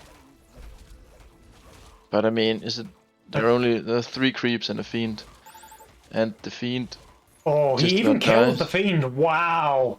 That's very clutch. So Adam's leaking 25%. If the fiend had gone through, maybe the play would have been worth. But Drakir is not happy about his post-income fiend only leaking 3 creeps against Adamus. Oh, that should have been. That should have been a bigger leak. Yeah, for sure. It also could have just been a full hold if he'd made the flower, though. Alright, Adams does sell the buzz from his split in order to place this cursed casket down. He knows he's getting a big send, but it's an 80 send. Even with the casket, is he even remotely able to hold this? Let's see. Well, it's a fiend. If it was a brute, might have been way worse. He is going to ignore the fiend. I guess with Well, the they're all- casket, does it ever get the second spell? If it gets the second spell, Yes, he's going to it do does. really well. Oh, there it comes! So now he can just clear up, clear up, clear up. Okay, Oh, but- the fiend does tank the spell, so he doesn't get 1 more creep, but 53% against an 80 send while playing Fiesta. I think he's perfectly happy with that. Yeah, definitely. Alright, and Lucy, fast and aggressive as always, back at 7 workers, but this time around she's Cartel. What's really interesting actually is that she has less workers on wave 4 this game, with nearly an identical build by the way, than she did last game with Castle. That is very interesting. It is actually like sell the Oathbreaker, put 1 stack on the cat, and it's the same build. Mhm. The difference is Dino Snail incoming here versus no send in the last game. Yeah. So even though the fighters might be identical, there is a team on the other side trying to make things differently. Oh yeah, and this Dino is just This is never leaking dying. big. This is leaking very big. This is a massive, massive leak for Lucy. So Drakir did overbuild. He did add that second stack onto his casket, knowing that he cannot afford to Fiesta on this wave. That is And very good to see. that's And the solid casket team is play. really good at holding. Look at Yeah. that. Really, Oh, really good. there were birds? Not anymore. So very, very solid team play there from Drakia, knowing when not to play for Fiesta and when to play to cover your teammate. And he gets the Pilgrim, one of the best units for Wave 5. Well, I'm hard to find a contender to for a better unit on 5, to be honest. Yeah. Especially when it's put like this, it's gonna tank the boss. Yeah, it's just so beautiful the way the Pilgrim tanks the boss. It basically means the Scorpion King does effectively 0 damage. Basically, I mean, unless you murder through the rest of the build, yeah. the build, then it's gonna be relevant. But the Pilgrim just heals it. So against the 80 Drakia is going to be just fine. In fact, he would actually love to leak small, but I don't see that happening. He's just too strong here. Yeah. That Pilgrim just cleaning up for a very easy hold there by Drakia. Alright, and here's a Mimic on 6 from Lucy, and double Brutes from Drakia. Holy moly! Okay, a Dams, 700 Jeez, value with a Canopy, so a Canopy and a Decoiler. I think a Dams can just hold this actually. But Chuvis, man, Chuvis cannot hold this. He has 700 value as well, but his 700 value includes 2 Pixies, it includes a Fire Elemental and a Necromata. He is giga dead. Mega Giga dead. Oh, third Brute comes out from Drakia post-income as well. He sends a huge 180 for a Dams, 180 for Chuvis. I mean, I don't know who's going to leak more. I mean, Chuvis has a great split.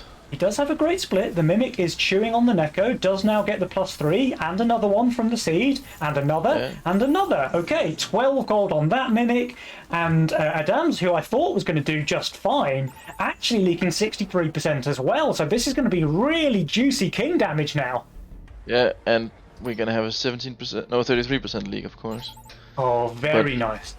Very good Fiesta there from Drakia, 33% against the income send. He has 11 workers, by the way. Yeah, this is how you need to be playing Fiesta. Yeah, and look at this, 65% King HP remaining for Adams and Chuvis on wave 6 already. So this game number 2 has started fantastically for the underdogs. I think Adams and Chuvis need to save, and they can't even go for 10 because of the Sky Queens. But then again, the rest of the build is weak. I think they need to go for a 10 cent here. Yeah, 10 into 13. Maybe like a big tank if he ever reaches a Siege Realm or something like that. Even a Ghost Knight. Yeah, but Chuvis doesn't add anything here. He doesn't need to. They're both on solid ready. Yeah. He's shifting gold. What for though? Does he want to make a gate on wave 8? He has to have something for 9, so probably gate. But then he has nothing for 10. I'm not sure what Chuvis' plan here is here. Adams is not bad on 10 though with his coiler. But he will need something else to back that up. Yeah. Yeah, so it is a gate on 8 coming out from Chuvis, which is fine. Like you say, he does need some way of holding wave 9. And this Chuvis is gonna shift. Oh, he can. His cat is not fully upgraded. Aye, now it is. Okay, so he does get the last push. That's what I thought. He had 54 gold, and like, I don't think he wanted to shift that much here. Yeah. Having just built something that was very weak for the wave, even though you're looking strong. All right, Drakia now staying on value with his Fiesta. But they are being saved a little bit, so it is the correct play. And seeing that gate, I wonder if Drakia and Lucy just lock in that wave 10 send. Yeah, no, they go for income. Coming here. Okay, well, and this Chuvis is gonna put down the halo here, right? He actually sells an Aqua for the second gate. Okay, so he's all in on holding wave 9. Which is gonna be paying off, because they're coming 9. It's only an income send. But what's interesting here is this might be a glimmer of hope for Adams and Chuvis. Because they saved their Mythium here, and now, with this income send, they just have no pressure on them. So they can save until, well, as long as they want, pretty much. And we have Chieftain with a... Chieftain on the bunk as well as Death Cap on the other side for Drakir and Lucy. Yeah. So they are looking well. Lucy still has the double. Is this wave ever long enough double for Sky Queen. Adams to get the Siege Realm? I think it's just too No. fast. Yeah, he's Yeah. on 300. He goes for the Ogre and the Imps. It's not terrible. But what Drakir did not show until now was that he has that Berserker in his role, so I expect him to play Berserker and maybe upgrade a Consort here. And Which Lucy gold, drops down the Holy Avenger as well. Yeah, he has exact gold. Gets the consort in the back, and then what's he doing here? He's playing around with some masks, making... No, but I thought you'd just get a buzz in the front. He doesn't have Buzz in his role anymore, he's re-rolled it. Oh, Alright. So that Ghost But Knight the is still Ghost pretty Knight- huge, but the Berserker very good against a Ghost Knight. So that Yeah. thing, it dies quickly. Let's see if he's able to do any damage to the boss. The Consort's tanking before the Berserker, so it does start to ramp up its damage. Not quite enough, so he will leak, but it's pretty fine. they're both leaking. I mean, it's not gonna be that big, but it's still 40% almost. And Lucy and Drakir, they did income King here, so there is no shift in the pressure in their favour. They take a bunch of King damage, and now the game's looking pretty even again. Yeah, a King HP in favor of Sweaty Tryhards. What was it? The almighty slackers, pretty close. though. Almighty Slackers. Pretty close. Sweaty tryhards. Yeah, I mean that's their gameplay, if not their team. Yeah. I mean, they're in front of workers. They lead the workers. They lead the King HP. Lucy just got hit with the cartel. Juice is Yeah. only cash out. So And the worker situation is really in favour of Adams and Tuvis, both of them on 16. Lucy falling behind with 13, and like you say, that cartel punishment. So she's starting to fall pretty far behind the other players in the game. yeah, well, we have for Legion spells 3 pulverizers and I can't remember its name. And War Tuvis scars. maybe Battle scars. has the best scaling role in this game with those white main gates. Like if this game goes much later, his build is just going to pop off. That's Adamus has a white man or a antler as well. Well, of course he does. He's a very skilled Chaos player. Yes, of course. Adamus has an antler down. Alright, and Tuvis is slow holding here. He did shift gold, maybe trying to bait a 12 send. But the 12 send does not come. Ooh, battle scars and Iron Maiden. That's a bit sad. It's never really wasted. Like, obviously the attack speed is bad, Yeah, but the 400 HP is never really wasted, no matter what unit it goes on. that's true. That's always going to be 400 HP. But He would love If for you it to be on the Azeria instead, of course. yeah, or any other Oh! defense type than Arcane. Scofftrolled! I've just noticed Drakir's role! He has Azeria, he has Chieftain, and he has Sacred Steed! Are his dreams No. about to become memes, or vice versa? He can have the world's biggest Azeria constantly pumping out heals and damage with the steeds! It's Well, that's gonna be incredible! insane. It's the role! He has it! He's got the role! Let's see if it's going to be enough to pull back this deficit they seem to find themselves in. Yeah. This game was looking so good for the underdogs on wave 6 when they got that massive king damage in.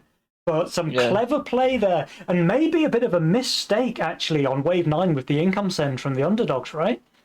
Because it just opened them up to that big 10 send. I mean, the 10% was the plan all along. I was able to identify it, so Yeah. If you can spot it, you would really expect a good player like Lucian Drakir to be able to spot it as well, right? my point indeed.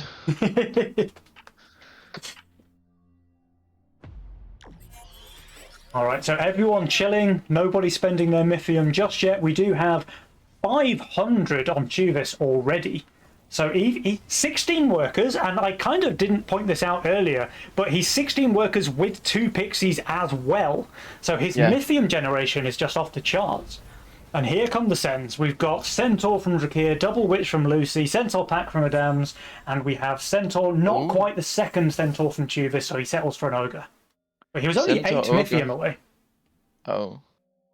8 Mythium away from a second Centaur, which would have been very juicy. But he still has 120 now. Oh, look this. Drakir placing Steed spam, just hoping to make the Azeria pop off, but the Centaur's going to chew through those like butter. That's too many steeds. Well, I suppose once steeds die, it's a problem. But you only need 3 steeds or a single Pegasus to keep the Azeria. Oh no, she can stack now. She can stack up to 5 times. It's crazy. All right, big Sens all around. We've got 640 against Drakir. Can his Azeria pop off? Oh, it looks like she's popping. Can she survive? She's killing the Ogre. Yeah, she's surviving. She's surviving. Drakir's going to hold. Lucy does not. Her leak is not terrible, though. And over on Adams and Tuvis, we've got 98% for Tuvis. We have Adams also leaking there. But Drakir, with the roll, he's just holding and he'll full cover. Yeah, I'm not sure I like the melee DPS sense from Tuvis. I would have gone for Needler and 4 Eyes myself. Oh, Needler would have been very juicy, especially against all of those steeds. Do they survive this? Their king's dropping very, very low. They do survive, 7%. They do live. Oh, but that's not the trait they were hoping for. Oh. That is not the trait they were hoping for. Really not. And now Jules is giving a pretty big lead, 62% for Drakir and Lucy. And Drakir, I mean, he has the build. The Chieftain, Steed, Azeria, and Battle Scars. He does have the build. Does it ever die again? Does Priestess ever die? 17. No, never. By wave 17, it's going to have 500,000 HP. Not if... I mean, there's still only one Chieftain. I don't see him building that many more Chieftains between now and 17. I wonder when the next send comes. Yeah, no, you're right, actually. Like, he can't really afford to go hard into the Chieftains. But when is the next send coming? Like, Drakir and Lucy, do they ever go 16 here, knowing that Adams is Chaos and he can't play more than 1 flower? I don't think so. Oh, never mind. Adams just... Oh, no, sorry, I was looking at his build, not his roll. I thought he rolled the flower again. No, it's going to be a 17 race. Yeah. It's going to be a 17 race, and I think I favour Drakir and Lucy. Oh, he was just putting down a full Arctear here. That's going to be punished. So Tuvis is reading the situation wrong. He's building to be strong here on 16, but the send is coming on 17. And those Arctairs, as good as they are on 16, they're equally bad on 17. It's going to backfire badly. If there was ever a unit that dropped off was strong one wave and weak the other, it's Arctear on 16 to 17. Yeah. I mean, they should have just... Yeah, I don't know. But they do have... I mean, Tuvis does have 2 white main gates. He does. He's not bad on 17.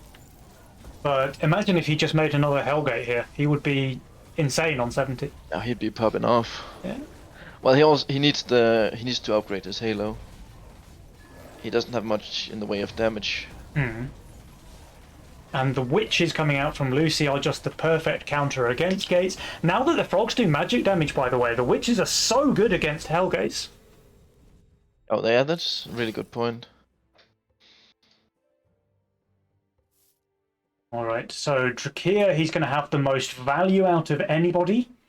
And he's not receiving the bigger send either, so I kind of expect Drakir to just hold for the longest. He might, indeed. He also has the Haven here, also with a stack of Battle Skulls. I think Drakir's just going to pop. The Azeria is only going to get 1 stack from the Chieftain. Or 1 Chieftain stack. No, it's not even going to get the stack. Or is it? Yeah, the stack goes left, so the Azeria will get the stack. The bunk is in front. Oh, the bunk is higher. Yeah, the bunk should take it then. But the range, it might just be out of range. No, the bunk took it. The bunk took it. But that's good. But the Azeria is also not tanking. This might have been a misstep there from Drakir. She needed to tank a bit more than 1 creep. GG I comes don't out from think so. Chuvis. And I think one side does die here. Are these guys able to hold on long enough? It looks like no, there's 137% leak from Lucy and Trakia. He is leaking. He is leaking quickly. Yeah, but Chuvis is not able to stall enough. Yeah, he needed to stall longer. I think if Chuvis had built those gates on 16, they may have been able to win this game.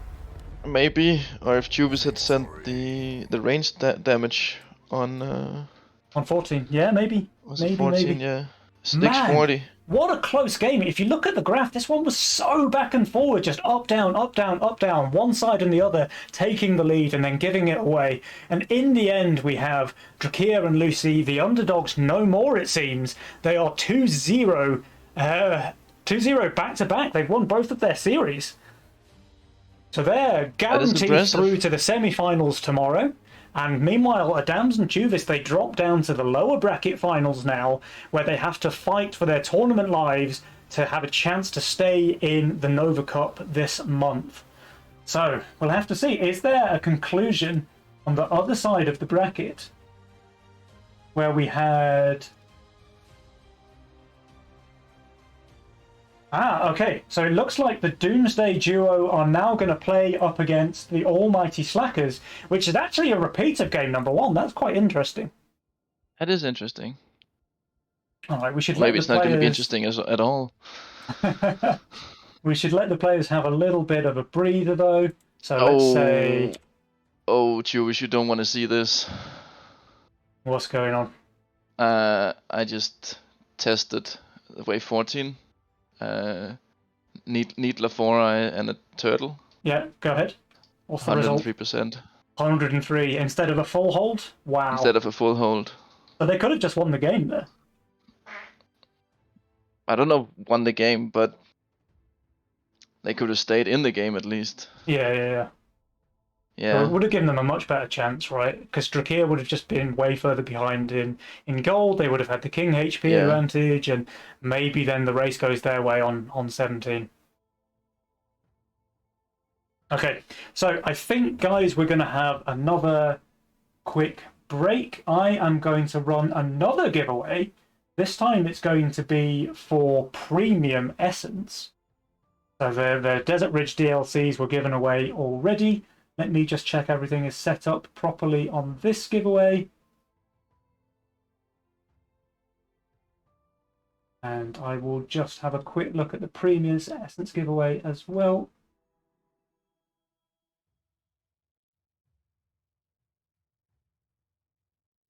All right. So, guys, make sure you enter the raffle. We're going to have a bit of a longer break this time just to give the players a chance to relax before the lower bracket finals. That will be in about 10 minutes from now, so don't go anywhere. And meanwhile, make sure you get your raffle entries in. There is 2,800 Premium Essence on the table. I think that's worth $25 or something like that. So good luck to all entrants, and we will see you back here in 10 minutes' time. Don't go anywhere.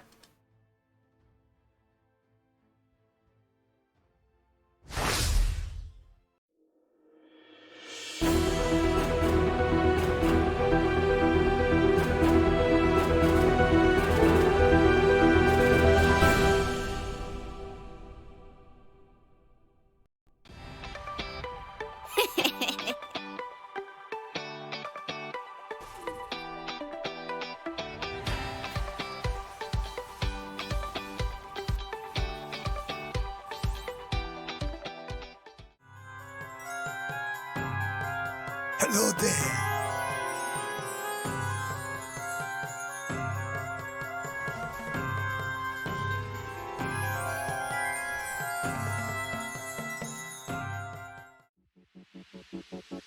Welcome to the stream. You're on my turf.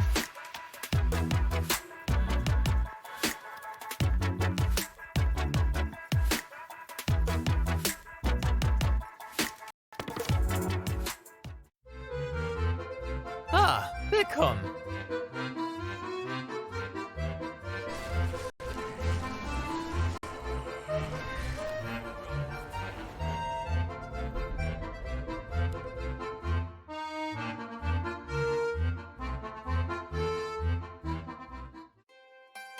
Welcome to the woods.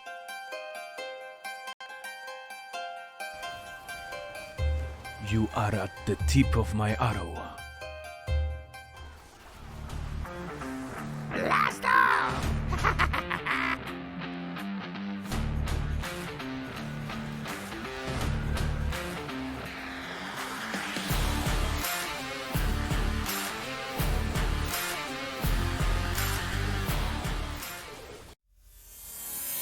Target acquired. Weakness detected.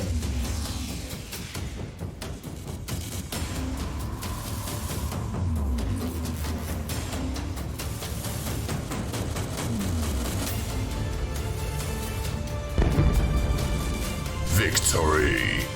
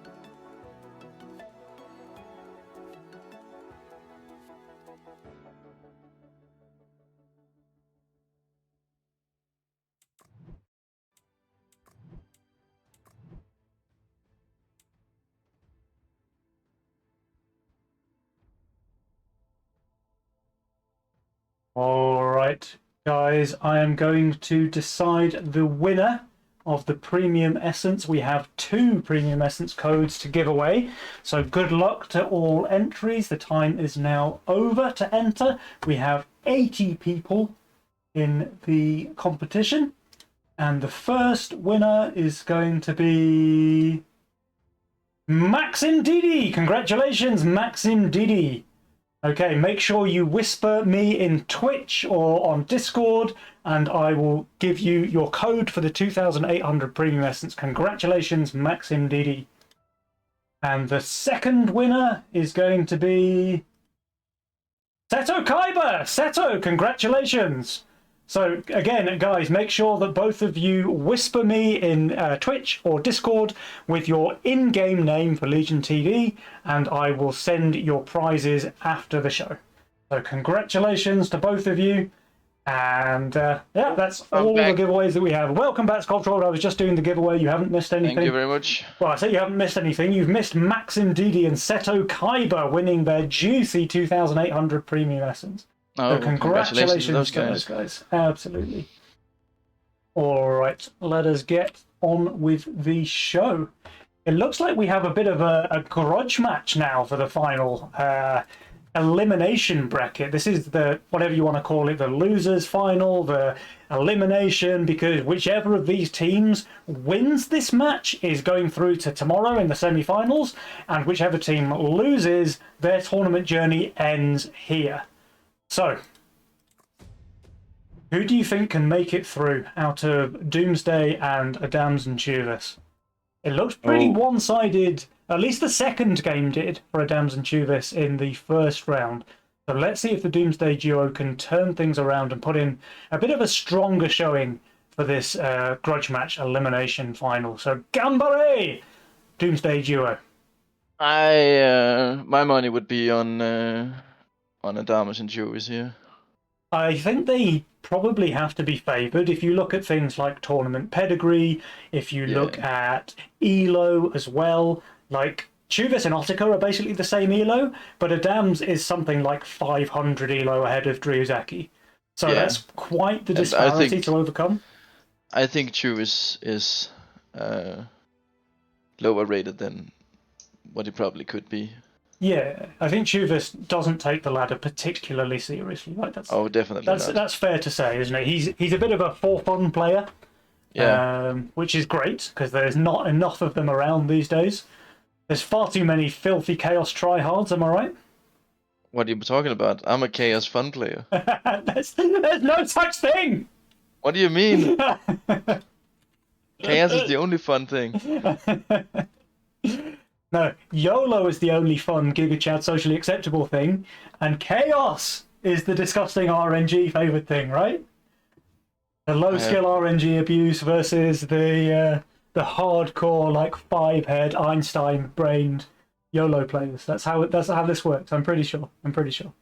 Yeah, but I mean, you've been pretty sure something. What does that really mean, right? All right, it looks like the elimination match is about to be underway. The players are all in here. We probably just need to feed my hamster some grain to get the wheels spinning on my PC. But fingers crossed, things should get underway pretty quickly. And here we go. The game lobby is starting. So, ladies and gentlemen, the March Nova Cup elimination match for day number 1 is about to begin. We have Doomsday Duo versus Adams and Chuvas. I've again forgotten their team name. It's clearly not a great one if you can forget it so easily, and nothing to do with me getting forgetful in my older age. This and it match, wasn't the sweaty tryhards. the sweaty tryhards. I think it's the sweaty tryhards, yeah, for sure. It's not the sweaty tryhards. It's the exact opposite. I think we'll just rename them the Sweaty Tryhards because it's a let's better do team that. name and it's more appropriate. So it's the Doomsday Duo versus the Sweaty Tryhards on the right. Let's see if Doomsday can shake things up a bit from the first time they played against these guys. And with that said, game number 1, here we go. Let's see.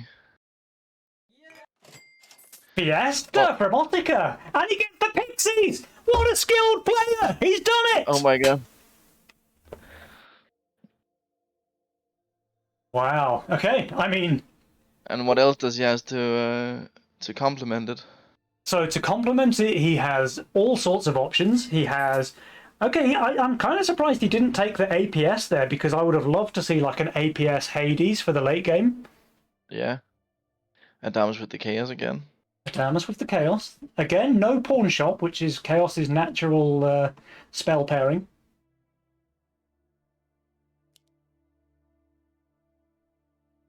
We've got the cash out from Driuzaki, who has a pretty nice Ocean Templar Gate roll for sure. And we have Chuvas with a very juicy roll, actually. Chuvas might be my favourite roll in this game. He has the Flower Angler. He doesn't pick it, of course. Just as I'm about to say how strong that roll is, he doesn't pick it, as if to prove a point. He instead goes with a Bounty Hunter and a Pack Rat Opener, which is not terrible. It's not terrible, but I think the Flower Angler is just way better. Yeah. I think I really prefer to just keep the angler as an angler early on. Yeah. The double stacking is really high The double value. stack is really impactful, actually. We'll probably find that he ends up making this something like an 80 stack Kingpin, whereas when you start Angler, it's nearly always well over 100. Yeah.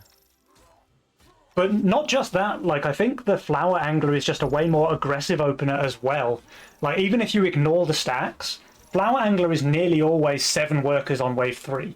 And this Bounty Hunter with a Pack Rat, sure, he's getting that Mythium from the Pack Rat, but it's just not the same as 7 workers on 3.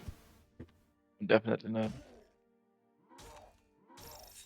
Alright, now Otica going for that Pro Fiesta League with the Pixies. I wonder if Adams decides to go for a resend Snail here, because Otica's actually building quite a lot of value here. 185. I think he may hold to no send. It happened. And there is no send. Which I think is the right play. And there's a double Snail sent from Otica, but Chuvas with 215 value should easily hold against this. Yeah. And the angler's tanking just a little bit, but Yeah, that's not a lot. perfect. It's Oh, perfect I think for him, I it think. might just be taking that one whale that dies there, so Yeah. And look how Yeah, but nicely the damage stacks up here. The angler like damages one of the whales just enough so that the bounty hunter can one-shot it. Ottica did leak though, 33% to the no send, so he was right, I was wrong.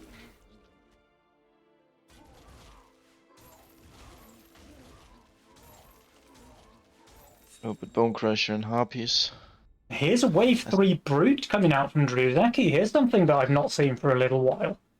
And Adamus, is he going to be punished here? He's not respecting it. He's not respecting it. This could be a pretty big leak for Adams. I think that's a really, really big 400 IQ play here. Yeah. And But Chuvis is the playing this problem one very... is- Go ahead. Oh no, you're breaking the priestess, but who's catching it? Oh, it's the anglers. Yeah, that's true. So he's going to... Oh, look at that, though. The brute changing his mind halfway through, giving the priestess some much-needed breathing room. Certainly time to get out the second spell and clear out a bunch of hoppers. It will go down now. Still a decent leak. 50% for Adams. And Chuvis, who decided not to hunt his pack rat, easily holding the double snail resend here. Like you say, that's just a bunch of free stacks in the mid. Yeah, I mean, they are getting a bit low here. So the brute will take them down eventually. It will Rather reach the quickly. king, yeah, it will. But But this could have been much worse. Could have been much worse. A hopper and a half and a brute. And look at this though, Adams with over 100 Mythium. He goes for just a full income send here, kind of to be expected. It's a Fiend and a DT. And Ottica kind of forced into overbuilding with his Fiesta Pixies. I wonder, I mean, against the double crusher, how much damage a cannoneer could Oh, have done Ottica, here. no, sell this, sell this. If he sells one more Pixie, he can get a full coiler here. He's not gonna do it. He's not going to do it. Oh no. He doesn't see it.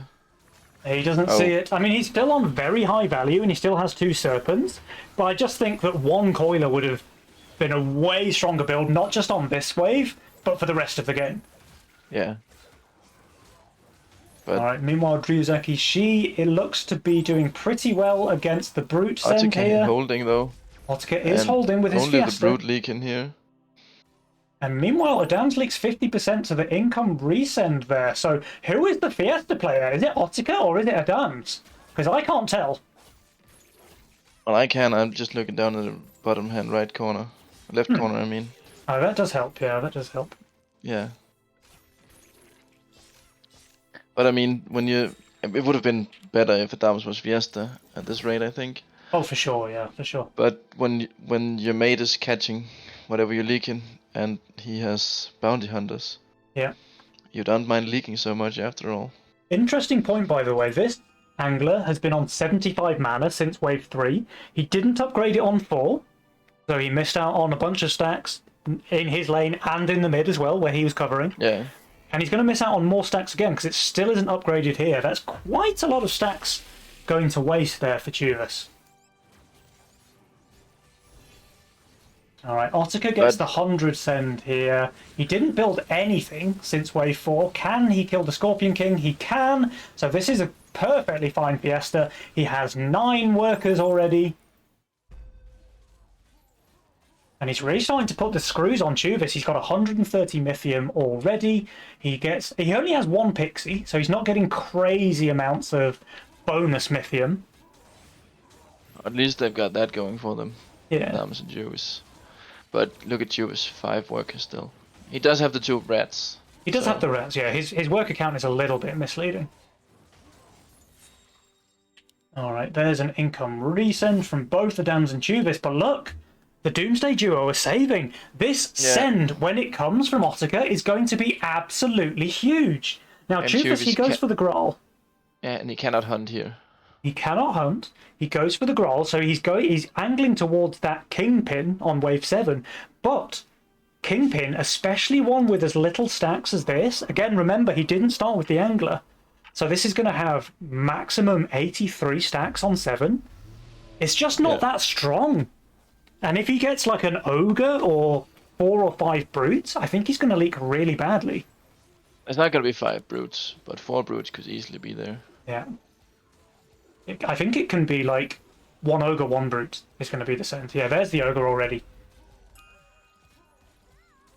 And we have there's the Dryuzaki leak. pro-leaking for time. But Otika's that's not- pro-leaking as well. That's less ideal. That's not so much of a pro league anymore. That's less ideal when they both pro-leak, because this now is a bunch of king damage and a lot of gold going on the side of Adams and Chuvas. Yeah. So even though the send is huge, this much gold really helps to give you a chance. Let's see what can Chubis do here though. He needs a vet and he needs a boost in it. Oh, he needs of course the king. He has to get the kingpin, which he does. He has 120 gold. It's going to be... I mean, if he gets another veteran, then he can't boost. Okay, I like this. I like the way he's playing this. Yes, I think this is very good. Alright, and Adam's made a red mask here, which he skillfully rolled for this wave. Actually, he didn't roll it here, he rolled it already. The Mimic should chew through everything in the split there. Didn't get many last hits, though. Let's see what happens over there. And Chuvis versus this Ogre. The Ogre did go on to the Veteran, interestingly. Yeah, that's less than ideal. And that Kingpin Adam is is going doing down, but he's pretty doing well. very well. Both of them doing very well, actually. 44% leak. 24 gold, though, on that Mimic. That's not bad. And Chuvis. Wow. Just with the Ogre. Yeah. 50% leak, only the Ogre. He did incredibly well there. And I have to say, the reason that both players did so well here is because of that Wave 6 leak on Ottika and Dryuzaki. They gave away too much gold. King HP is within reasonable, like being down 11% at wave 8. Yep. That's perfectly fine. Acceptable parameters. Yes, being down 5 workers at wave 8 is less good, right? Yeah. The power score is in their favor, but it's gonna... Ottika? Hello?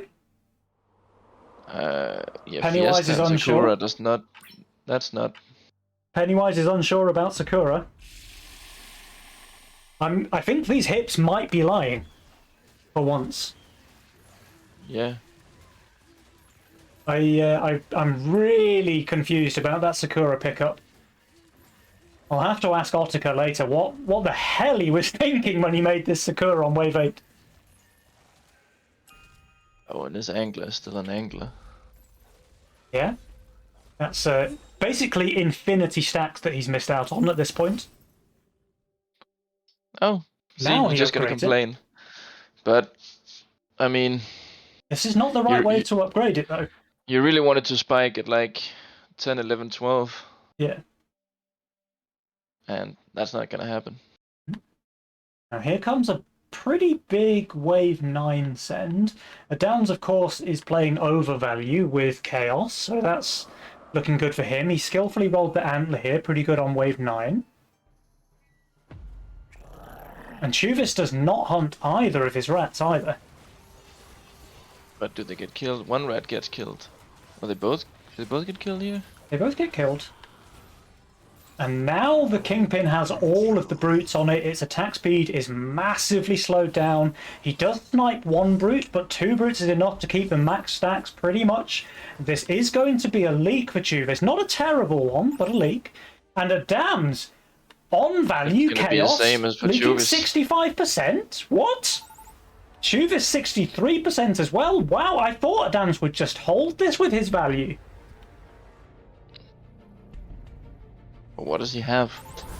Look at how much, like, Yeah, 2 a lot ranges, of his stuff is 2 dead masks in value. the split. He Yeah. has so much dead value. A lot of his stuff is dead value. And now these guys are down at 26% King HP. But Doomsday Duo, we've seen this one before. They have a lead. They resend. Adams and Chuvis hold? Question mark? I think so. Or do they just Or- win? They can just win here. Chuvis is hunting both. But he also has a kingpin. And Well, Adams it's is not that much making a many stacks though. steed here.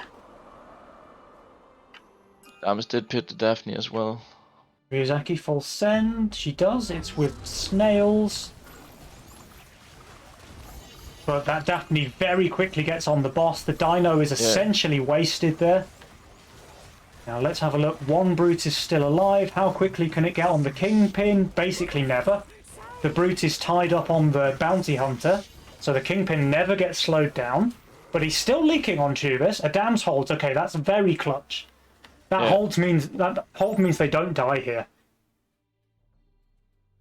And just look at that Mythium. The Grandad, it's not that healthy. Mm-hmm.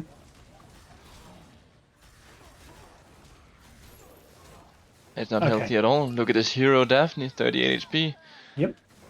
So they don't even take a single point of king damage, and this 400 send now.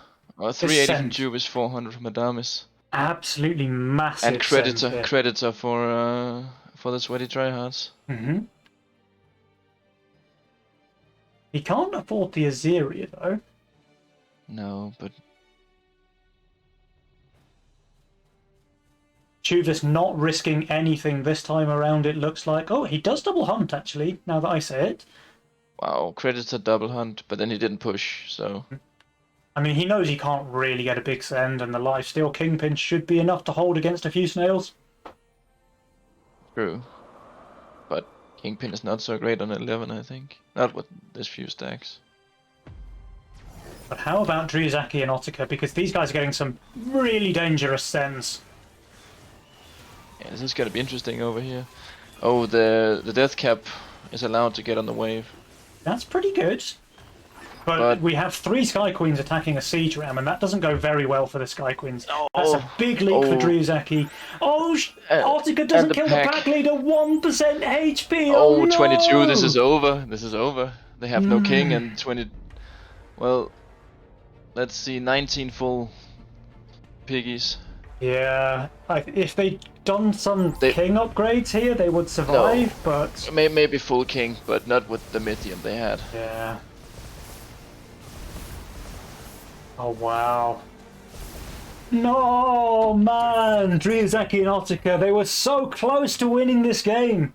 But Adams and Chubis, they clutch it. They did. And just look at this. Again, I mean, the wave 9 was really good for Dryazaki and Ottica. They nearly kill their opponents. But then we have Adams with a clutch hold on 10, able to cover Chubis's leak in the mid. Oh, Chubis didn't hunt, by the way. Remember, I was looking at his wave, his build on wave 10. He did hunt his pack rats, but it looks like last second he brought them back above ground. Them. Yeah. Yeah. That was pretty key. That probably saved them. Like, without that 150 value, he probably leaked massive. Yeah, those rats are pretty, like, for what they're worth, they're T1 units. But they're pretty good on wave 10. Swift they're armor, perfectly timed. and... Like they're decent impact damage against the boss. They're swift armor.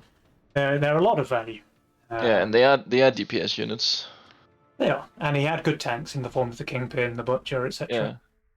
And then just these absolutely enormous wave 11 sends, 440, 480, and Dryazaki and Ottica, they couldn't stand up to those. So, snatching victory from the jaws of defeat, we have the Sweaty Tryhards going 1-0 in this elimination match. So Doomsday Duo, Gambare, you can do it. Bring it back.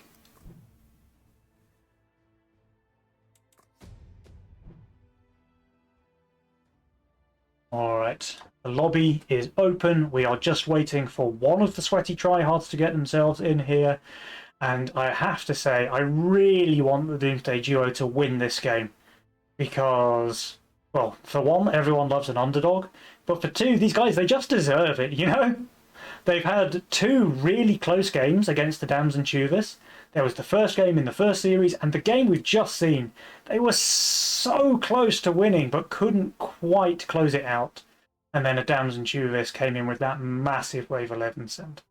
So I wonder if it's just a psychological mind game, you know? Yeah. Just completely breaking their spirits. Yeah. Well, I just would absolutely love to see the Doomsday Duo win at least one game and give Adams and Chubis a run for their money. To be fair, I'd love to see them win the whole thing and make it through to the semi-finals. but they've got to win one match. Come on, guys. You can do it. All right, we have everybody in the lobby. It looks like the final game, or could be the final game. We don't know yet. We don't know yet. If Dryazaki and Otaka win, we will get a third game. But if Adams and Chuvis win this, this will be the end of day number 1. So let's see. We've got me cheering on the Doomsday Duo. I'm sure we've got everybody in Twitch chat cheering on the Doomsday Duo because of course they want to see game number 3. And with that said, here is game number 2. Adams and Chuvis, they are 1-0 in the lead. So let's see all the cheers for the Doomsday Duo. They have to win this in order for us to see game number 3. Let's go. And we do see Otaka. He's not scared. He goes straight back for that Fiesta pickup. And he has the Windhawk. Mm-hmm. I do love a good Windhawk Fiesta. He has a really nice roll, actually. And and he has Windhawk and Ludus, so he can do Windhawk double treasure hunt for a 60 cent, I think, on 2 if he wants. We have the cash out from Dryazaki, another good pairing with Fiesta, and we have Cartel on Adams and Greed for Chuvis. What do you think about the rolls? I mean, I think there's definitely great potential. I like Otaka going for Firelord and Steeds. Otaka? Did he forget the memo? He playing Fiesta. He has Windhawk. Playing Fiesta with Bounty Hunter. That is a very strange. I don't know. It's especially strange given that he had Windhawk in his role, which is one of the best Fiesta openers. Yeah, I'm not actually sure. Okay. It's gonna be very interesting. Let's see how it plays out. And what is Dryazaki? Did they think they picked the other guys? Maybe. Because Dryazaki, it looks like, did open with a Fiesta opener. And Dryazaki, yeah. Is this 800 IQ mind plays? Either this is next level mind gaming, or these guys have mixed up which mastermind they picked. But how you can't do that. No, but she holds anyway. She holds.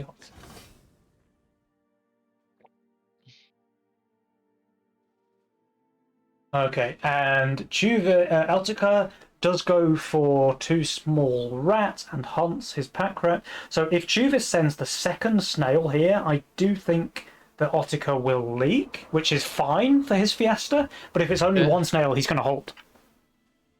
And the snail is not coming out on Chuvis. Yep, single snail, so he's going to hold, no Fiesta. And there is a snail resent into Dryazaki, so I guess the bait worked. They thought she's Fiesta, she's not. She's going to easily hold the snail resent. I guess now they're just confused. So Dryazaki and Otaka just inflicting mental damage there against Chuvis and Adams. They have no idea what's going on.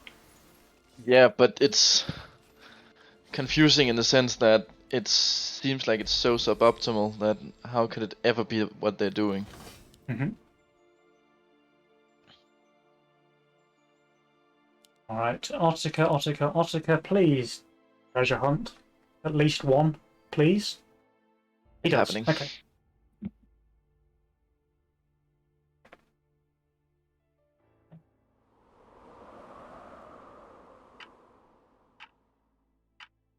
Alright, there is a 60 send there from Adams.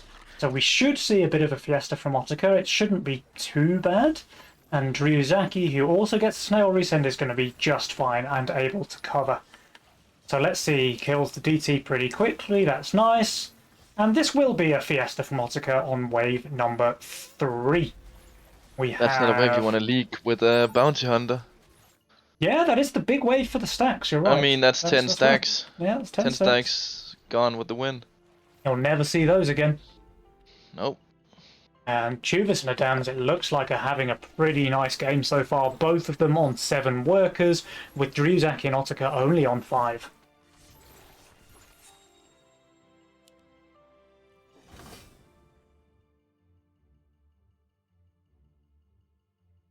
Right. So Adams is full sending here against Ryuzaki. She's on 430 value. She's even boosting. She just never leaks here. But I think she's just playing too safe. Like, this buckler should just be a worker. Probably, yeah. But, I mean, your life is on the line. What do? You matched up against higher rated players. Yeah.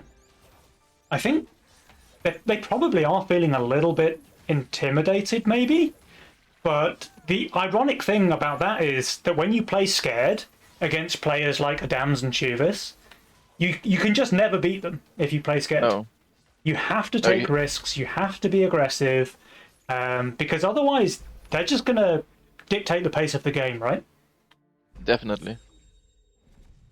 Speaking of which, here's a Dino coming out from Chuvis into Otica, who does have the Sea Dragon, which is pretty solid.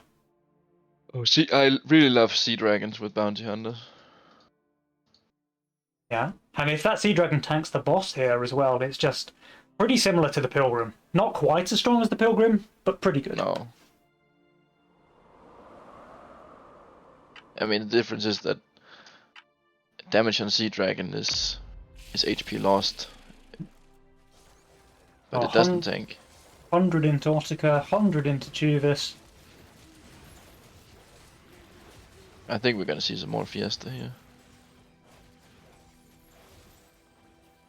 It certainly looks like it. He is going to kill the Dino, though, which is pretty big. Yeah, but just about kills the Dino, and then a snail, but nothing more. Oh, Not doesn't even even a kill the snail. snail. 64% leak there for Otica. Again, Fiesta, but 64 is a little on the big side. And Chuvis leaking only 17% to the 100 send there from Ryuzaki. So this trade definitely going in favour of Chuvis and the Dams, the sweaty tryhards.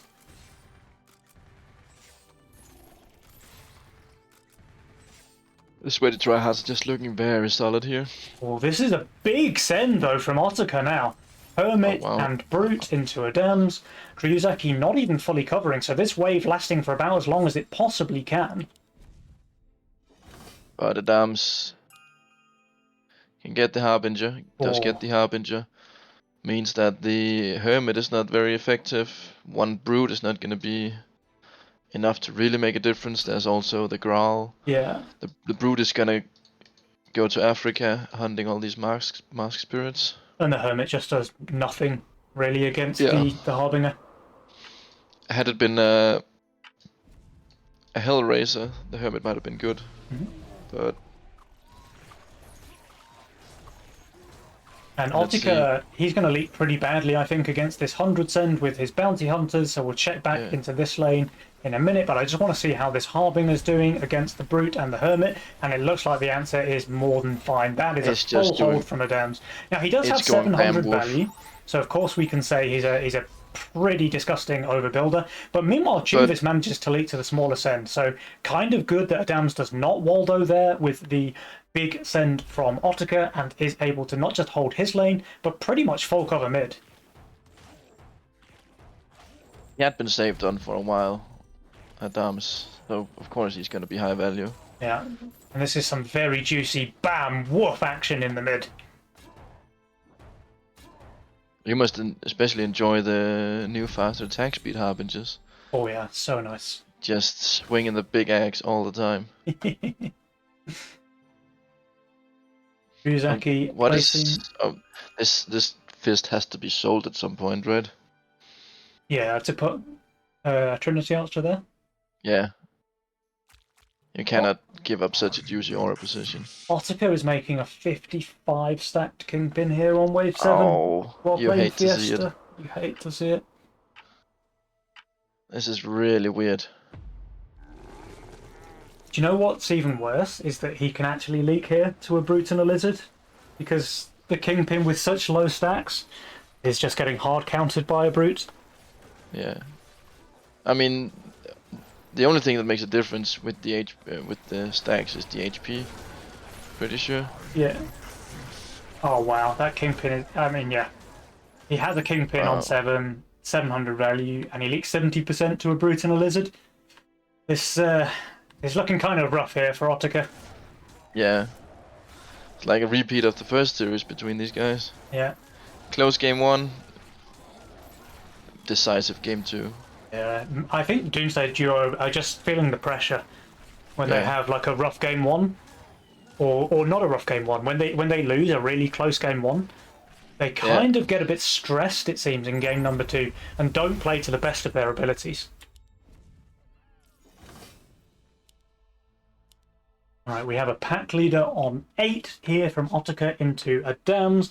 Dams, though, is going to be close to 1,000 value, if not over. I'm a bit confused about this as well. Like, is that really the best he can do here?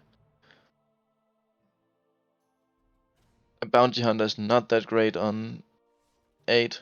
Might as well keep it as an angler. To let it stack more, I think. Yeah, just build a Graal or something. Yeah.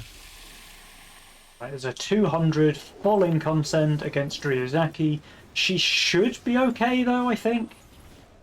Looks like Yeah. she's doing fine. I mean, the Orchid was spending a bit of time on the turtles. But that sad 55 stack Kingpin, it looks like, not doing much better on 8 than it did on 7. That's going to be another No. fairly big leak there from Otaka. Adams does leak 80% against the pack leader, though. He doesn't quite kill it, leaving that pack leader on 32% And Juvis is not HP. covering anything. Okay. Well, maybe signs of life here for the Doomsday Duo. Let's not count them out just yet. Oh, and the Cannoneer lived! The Ashton makes it through! Juvis does not cover. He Waldos, in fact. Waldo? But there's also king damage on the other side, so... Yeah, that's true. Did Ryuzaki leak? I know. That was She didn't. She just couldn't cover. 80% HP Leviathan. Okay. But now Ryuzaki 15 workers. She is leading the pack, which is nice to see. Yeah, and Adamus did pick Cartel. That's true. So there are maybe some glimmers of hope. Yeah. In fact, the game is starting to look fairly even again. But I mean, it's 3% king HP. What's the income look like? It's not massively in favor of Juvis and Adams, but it is in favor of Juvis and Adams. But then again, that's all gonna change once the Fire Nation attacks, or 11, wave 11 runs around, whichever comes first.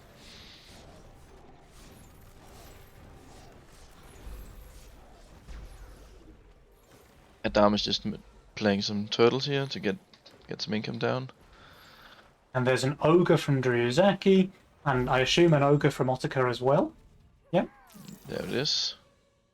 Right, there's a Hellgate though from Juvis. Wow.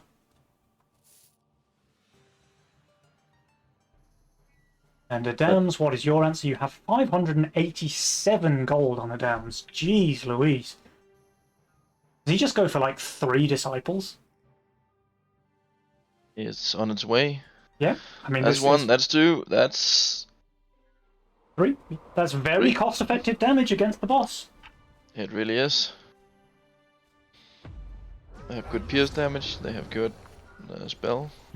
Now, there's only income against Ryuzaki and Otaka, so we have to assume that they're both fine.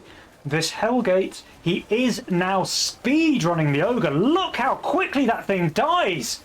He made the Ogre look like it was made out of paper. It will still be a leak, I think, on Juvis, and Adams 51%, very low HP boss there from Adamus. Yeah, that's not gonna hurt Oh, the wait, king. he gets one more summon. Is it enough? That final Yes. summon. That's so clutch. And that's gonna kill only the possible because of the daddy. Sea Dragon, by the way. The Sea Dragon heals the gate, Oh, lets it yeah. get 1 extra summon off. It's amazing what 1 HP on a gate can do. Yep. Okay. I mean, this pretty even trade, I think. It would have been in advantage of Ryuzaki and Otaka if Juvis had leaked, but because he didn't, I think Yeah. pretty even. Ooh, look at the magic aura. Yeah, that's That's juicy. gonna be a speedy gate. And look, but this, I mean, this is just the best synergy in the game. Angler with Magician Aura. That thing is going to get Yes. so many stacks so quickly. As long as it doesn't die instantly. But it's put in the back, so it's gonna be the last one to draw aggro from the wave. Yeah. At least on wave 11.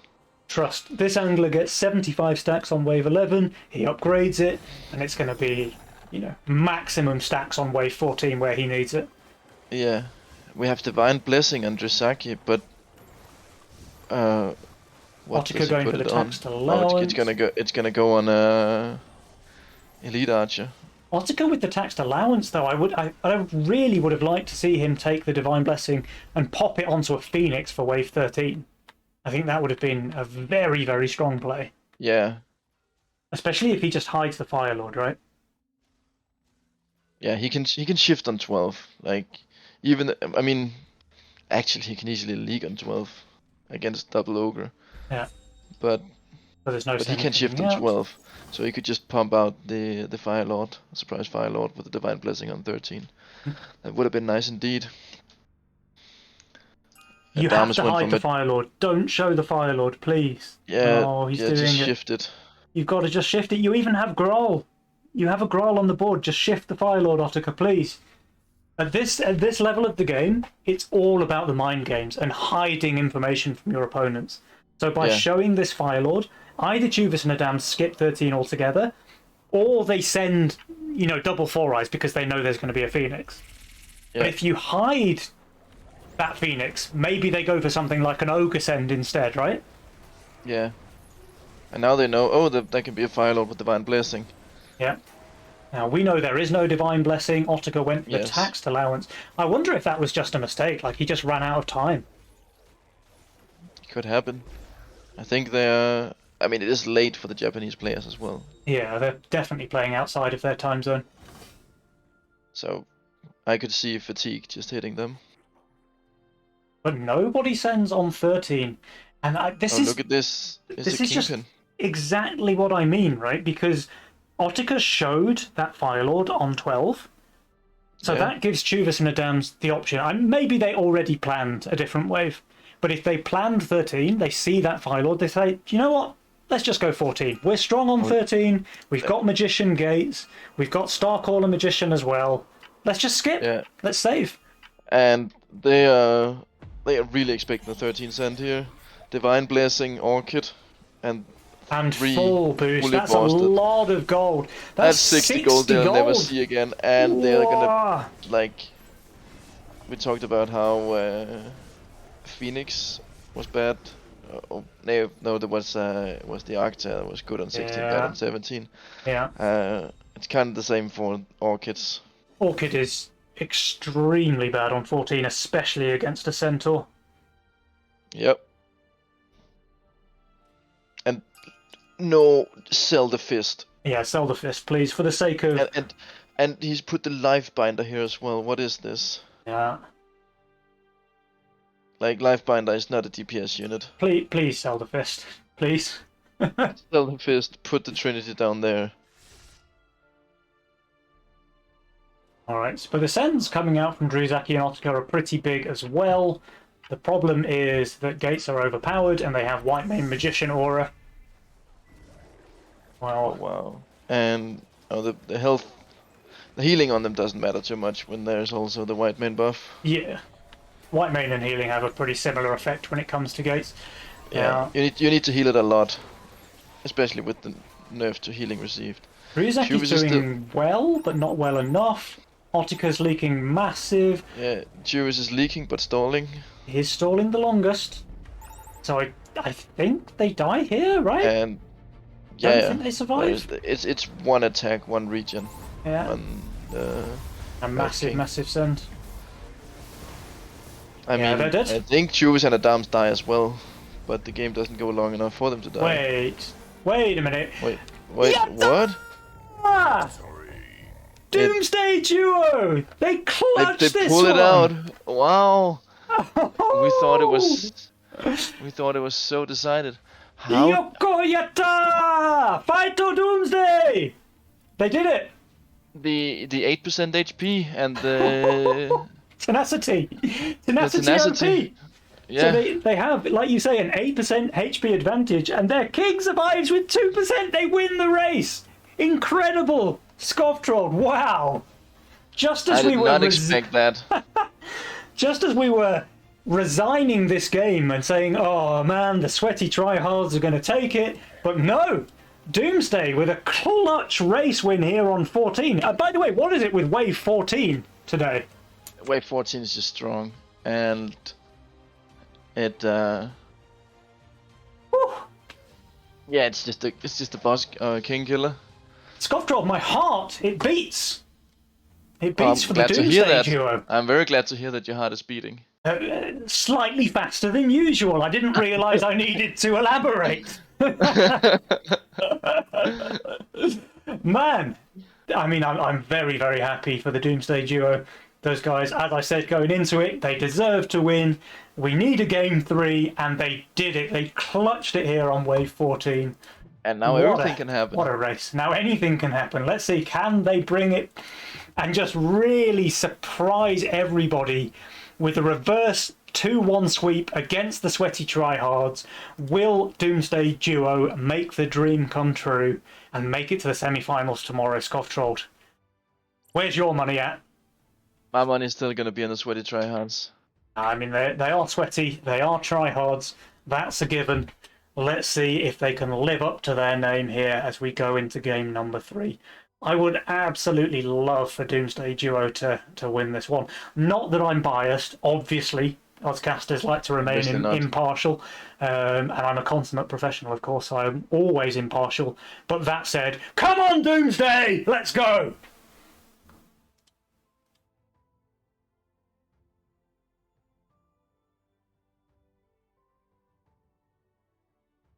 And it looks like we have all of the players in the lobby. Game number 3 is about to begin.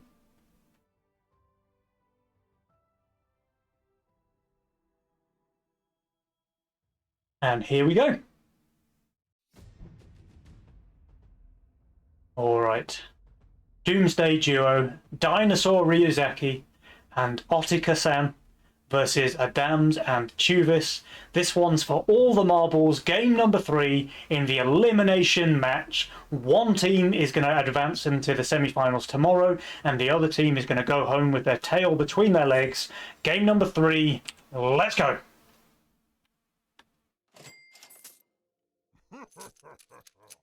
All right, Scott Troll, what do you think about the Masterminds? Well, so far I only see Cash Out Greed for the Japanese duo. Pretty nice rolls, though. You've got the Yozora Sea Dragon on Ryuzaki. You've got White Mane Gates or White Mane Shadow Dancer for Otika. Yeah. It's got options. Whatever. I mean, if only he could start the game at wave 16, he'd be Yeah. he'd be He'd be well gold. off. Pretty decent early game as well, though, with like Crusher, Nekomata, Infiltrator, Pilgrim. I think he's just Yeah, got a true. really good role all around. Yeah, he's just gonna figure out the best way to see it through. All right, now we have Double Greed on the Sweaty Tryhards, really living up to their name here. Yeah, wow. Well, Oh. gloves are coming off. Yeah. Also very solid rolls for those guys. I think Ryuzaki... Actually, she's going for the Shroom opener instead of the Yozora Sea Dragon. So going a little bit more aggressive, which I do like to see. Yeah. Oh, but Yozora Sea Dragon is such a great play, I think. Oh my. Oh, the Sweaty Tryhards! Not Sweaty. only do they take Double Greed, they both save on 1. Man, can you get any more sweaty? Really living up to their name, Absolutely. or man. at least the name we just gave them. But, It's their name. It's official. yeah. They can call themselves whatever they want. We know their name is the Sweaty Tryhards. Okay, but they're just going for Snail Sends on 2, and that is going to be a juicer for Otika. Although, hello? Can you not add on Wave 2 with Nightmare, please? I What? think maybe this is What? just inexperience starting to show for Otika. Like, What? Nightmare holds pretty much anything But on 2 short of a 60 send. Otika is between 2550 and 2600. You can't be inexperienced there. Yeah. I'm not sure. And we see the pings coming out on the Nekomata from Adams, wondering what the heck his opponent is doing. I mean, I don't mind staying on 4 workers. Ryuzaki leaks pretty bad. I don't mind Nightmare staying on 4 workers, because it's kind of weak on wave 3. Yeah, like if Adams had gone straight wave 3 with a Dino or something. Yeah. I mean, even a Lizard Snail could leak a 5 worker. Yeah. I'm kind of surprised with Nightmare. how badly Ryuzaki leaked on wave 2, though. 67%. And I think it is because, you know, she's got units like the Shroom that relies on off-tanking, but the only thing to off-tank with it were 2 bosses. So Yeah, it just died. Very weird. There was nothing good for this room here. Yeah. You need like a tier 3 unit that costs at maximum of 85 gold, or Yeah. There's a 60... or like a bone archer or something. Yeah, something like that. Now there's a 60 resend for Otika, which he looks like he's going to leak actually. So not only was he massively overbuilt on wave 2, but he's still leaking on wave 3. Now it's not a bad leak. It's only 2 creeps and a lizard, but yeah. This is we said this in game 2 actually. You can't play scared against the Dams and Juvis. No. Let's see what the Dino can do to Juvis here. Oh, Dino from both players actually. Dino both, yeah. And those are looking like some they pretty aren't good looking dinos. the greatest. Oh, Adams gets the Curse Casket, but the Dino's going to go straight into that because he can't afford to raise the split. No, the Dino. Oh, no, the Dino's gonna go in on. Oh yeah, it is good because there's a snail. The snail ad, I think, is a mistake. No, the snail will send the Dino into. Oh, but then of course the casket's not gonna damage the. Yeah. So now they can ignore the Dino pretty much. This Dino just won't tank now. And I say that, and the casket goes onto the Dino. But yeah, oh, look at this! Look at this! The serpent is just clearing up everything, and then the Oathbreaker is gonna go down to half HP with only the Dino alive. Yeah, and then a similar story for Juvis as well, actually. Yeah. Wow. Both players holding. They are not playing nice anymore. Nope. And here comes the counter attack, the Brute from Adams. It's just a counter. It's just a Brute. I would have really loved to see Drisaki go for the Yosora Serpent opener. It's so strong. Like you shift on 4, get the Lifebringer on 5, and that's just golden. And you don't have to build for 6. By the way, Chuvis, there's some action going on in chat. It seems to be a lot of the viewers want to know how tall you are. They're assuming anywhere between 6'4" and 18 feet tall. Who? Chuvis? You, sorry. They're wondering how tall you are. Oh, well, I'm 7'3". 7'3", okay. Minus 1 foot. Minus 1. But... still pretty tall. Yeah. But that's short for a Viking, right? No, it's pretty average. Pretty average for a Viking. It's roughly a foot taller than me. Alright, Chuvis leaking 1 creep to no send there. That's a juicer for him. Nice long wave.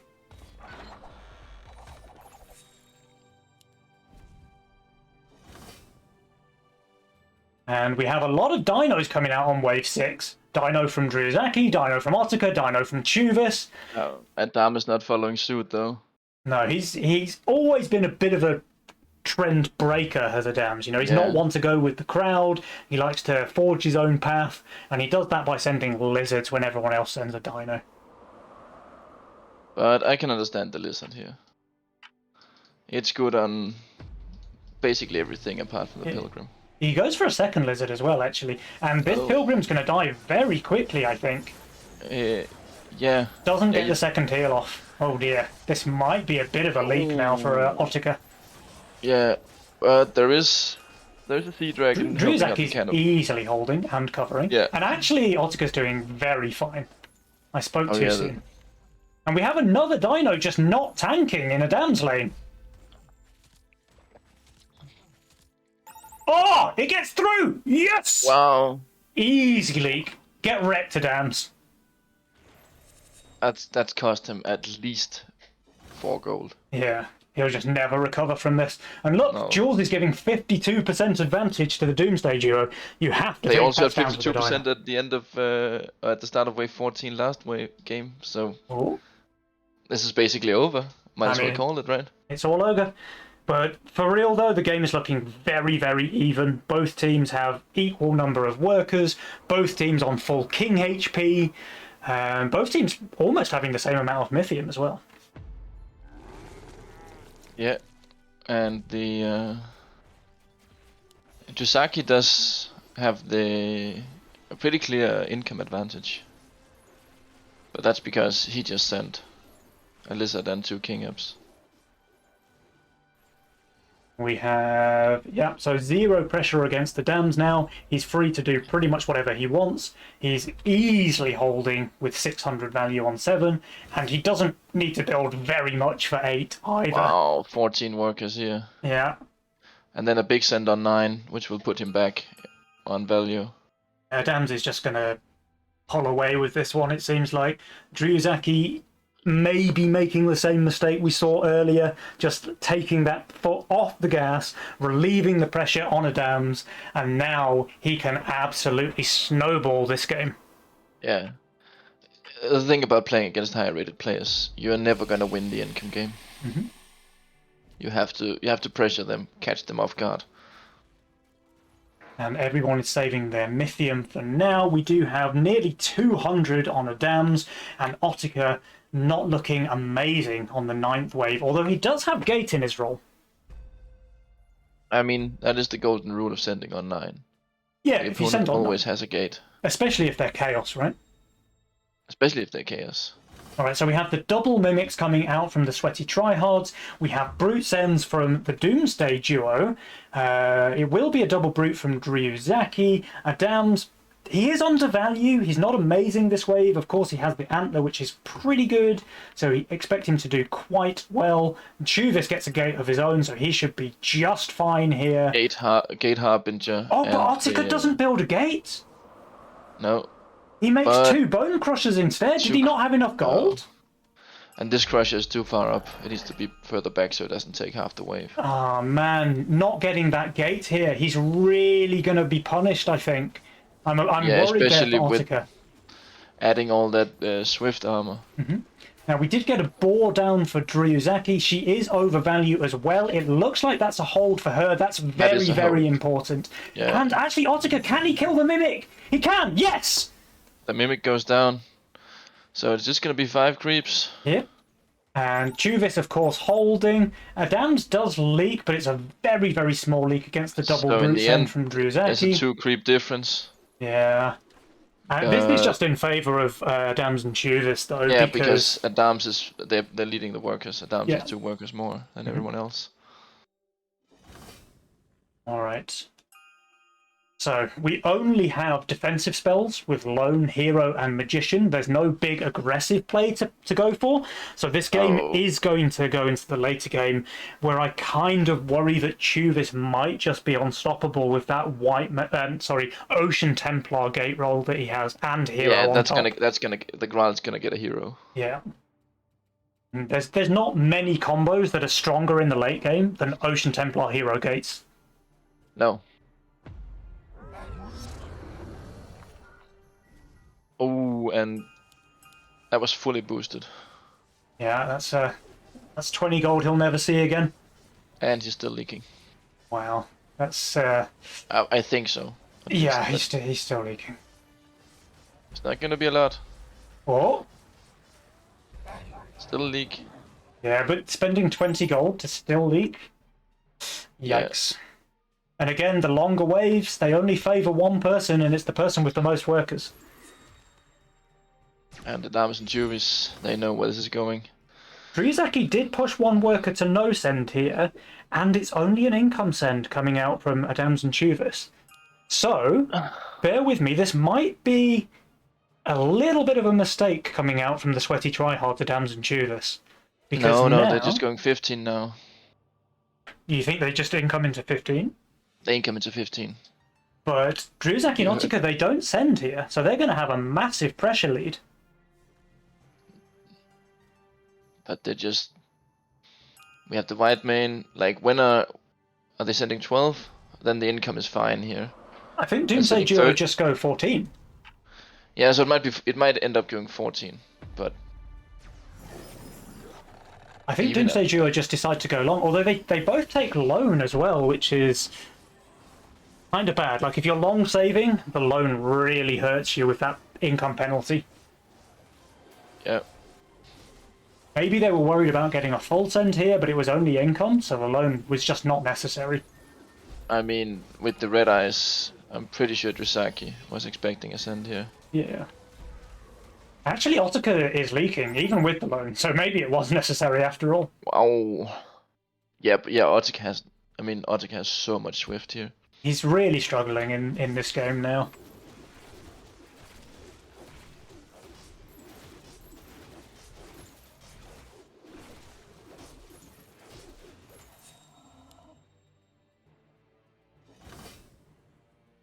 Alright, they are still saving, and I just think there's no way that they send on 13 into Hero Gates and Hero Phoenix. This is going to be a 14 play from the Doomsday Duo, for sure. It has to be, but like Hero OT gates on 14 are still strong. Yeah, the Ocean Templar is absolutely broken, and the one counter to Gates at the moment is Witches. And guess what? Yeah, Chuvis also has the Coiler. So how are Yeah. you going to spam Witches when he has Deep Coilers? You can't. You can't do it. They are heading the workers. Drisaki and Otaka. Yeah, Otika. But and they're massively ahead in Mythium, of course, because they skipped on wave 11. I wonder they're if Adams and massively behind on Chuvis... income. Look at it. No, okay. Do they both need the income for something? Okay. For Yeah, staying in the game, they have less than 100 income here. Adams and Chuvis, they do save their Mythium here, so they could even go for a full send on 14. I'd be interested to see whether Adams and Chuvis decide to go for a full send, and maybe, because they know their opponents are giga-starved, right? So they know they can break them on 14, or do they just play for survival with Income King? Either play is going to work out for them. And Otaka is just putting so much gold into this Orchid. It's all the time, yeah. Oh, I might be adding up the gold from last game as well. But it's a lot of money spent on that Orchid. Okay, surely the send comes now, and it does. We have a Centaur from Dryuzaki, who can afford to send 2 if she wants to. We have double Ogre from Otaka, but she goes with Auras instead of a second Centaur. Otaka, he's going to go, what, for a third Ogre, I guess, post-income? Look at this, we're gonna get this, and we're gonna get, or we're just gonna get And there is a full send from Adams and Chuvis, so they're not going for the survival play, they are going for the counter-attack play, and Dryuzaki and Otaka are just very, very starved at this point. So they're saved for a long time, and they took that loan. So remember, it's minus, what is it, 34 income? I think so, yeah. Yeah, so that's 102 gold they've lost out on. So they're still 100 gold up. Now the sends It's basically obviously the against the same Dams as- and Chuvis are a lot bigger, but they also have a lot more value. So let's see what happens. Oh, the casket went down rather quickly, The but Ogre that's lived maybe a for good thing because quite now a the long Phoenix is time. just getting so Well, much mana. that's an insane Phoenix there for Adams. And Otaka leaks 107%, and Dryuzaki leaks 59%, and Adams leaks 69%, and Chuvis Nice. leaks 63%. So not only are they way ahead in income, but they leak smaller as well against the much bigger send. This is a really favourable trade for Adams and Chuvis. The only thing in the favor of Drisaki and Otaka here is the one spell, but the bigger leak, 20% difference. Yeah, Like they both had 4 attack, but the Earth Wow. King had 1 spell up. I mean, That the doesn't matter. the shutdowns tell the story, right? Adams is 125 gold shutdown. Chuvas is 75 gold shutdown. These guys are just miles ahead now. That Wave 14 play, it just didn't work out for the Doomsday Duo. You've got to hand it to them for trying, but it really backfired. And now one has a white man hero, the other has an OT hero. Mm-hmm. I think the OT hero is a bit better synergistically because you have damage reduction and healing. And look at the income as well. Like, Adams is way ahead of everybody else in income, and Ottica is pretty far behind. It's just a matter of when Adams and Chuvas finish this off, I think. And we said right from the start that like Chuvas probably has the best role for going into the late game, and here we are going into the late game. So not Ottica only do they have here. Yeah, and Ottica's already out of the game. Completely. And Adams and Chuvas, they go for a send here. Dryuzaki and Ottica, do you send as well, or are you just going to risk it? I feel like they probably have to risk. It doesn't matter what they do. They go for an income send, okay. They go for some king upgrades as well. Yeah, but they won't have time for the king to regen, and they don't have HP for the king to damage. And look at this. 2 Phoenix. Wow, with hero white mane. Those things are just invincible. With hero white mane and 2 Pegasi. I mean, when would they even send? Let's say that Dryuzaki and Ottica don't die on wave 16. When do they even want to send? They can never 17 into Chuvas. They can never 18 into Adams. I don't know, man. They could 19, but how are they getting to 19? Yeah, exactly. And, I mean, how are they getting to wave 17? Never mind wave 19. These sends are pretty big. 560 against Dryuzaki, 660 against Ottica, although that does include a bunch of king upgrades. He doesn't... Yeah, I mean... Adams doesn't need to send full, because Ottica is just completely out of the game. Yeah, and he's getting steamrolled here. Dryuzaki leaks 71%, Ottica leaks 50%. No leaks on the other side. No leaks on the other side. It was only income king, of course. Even if they survive here, I just don't see a way back into the game for them. No. And it turns out they don't survive. Okay, so fantastic showing from the Doomsday Duo. Really well played today. They were the underdogs in this match, playing much higher rated opponents. And they gave it a damn good shot, but in the end, the sweaty tryhards, Adams and Chuvas, they do take the series 2-1. They will make it through to the finals tomorrow. So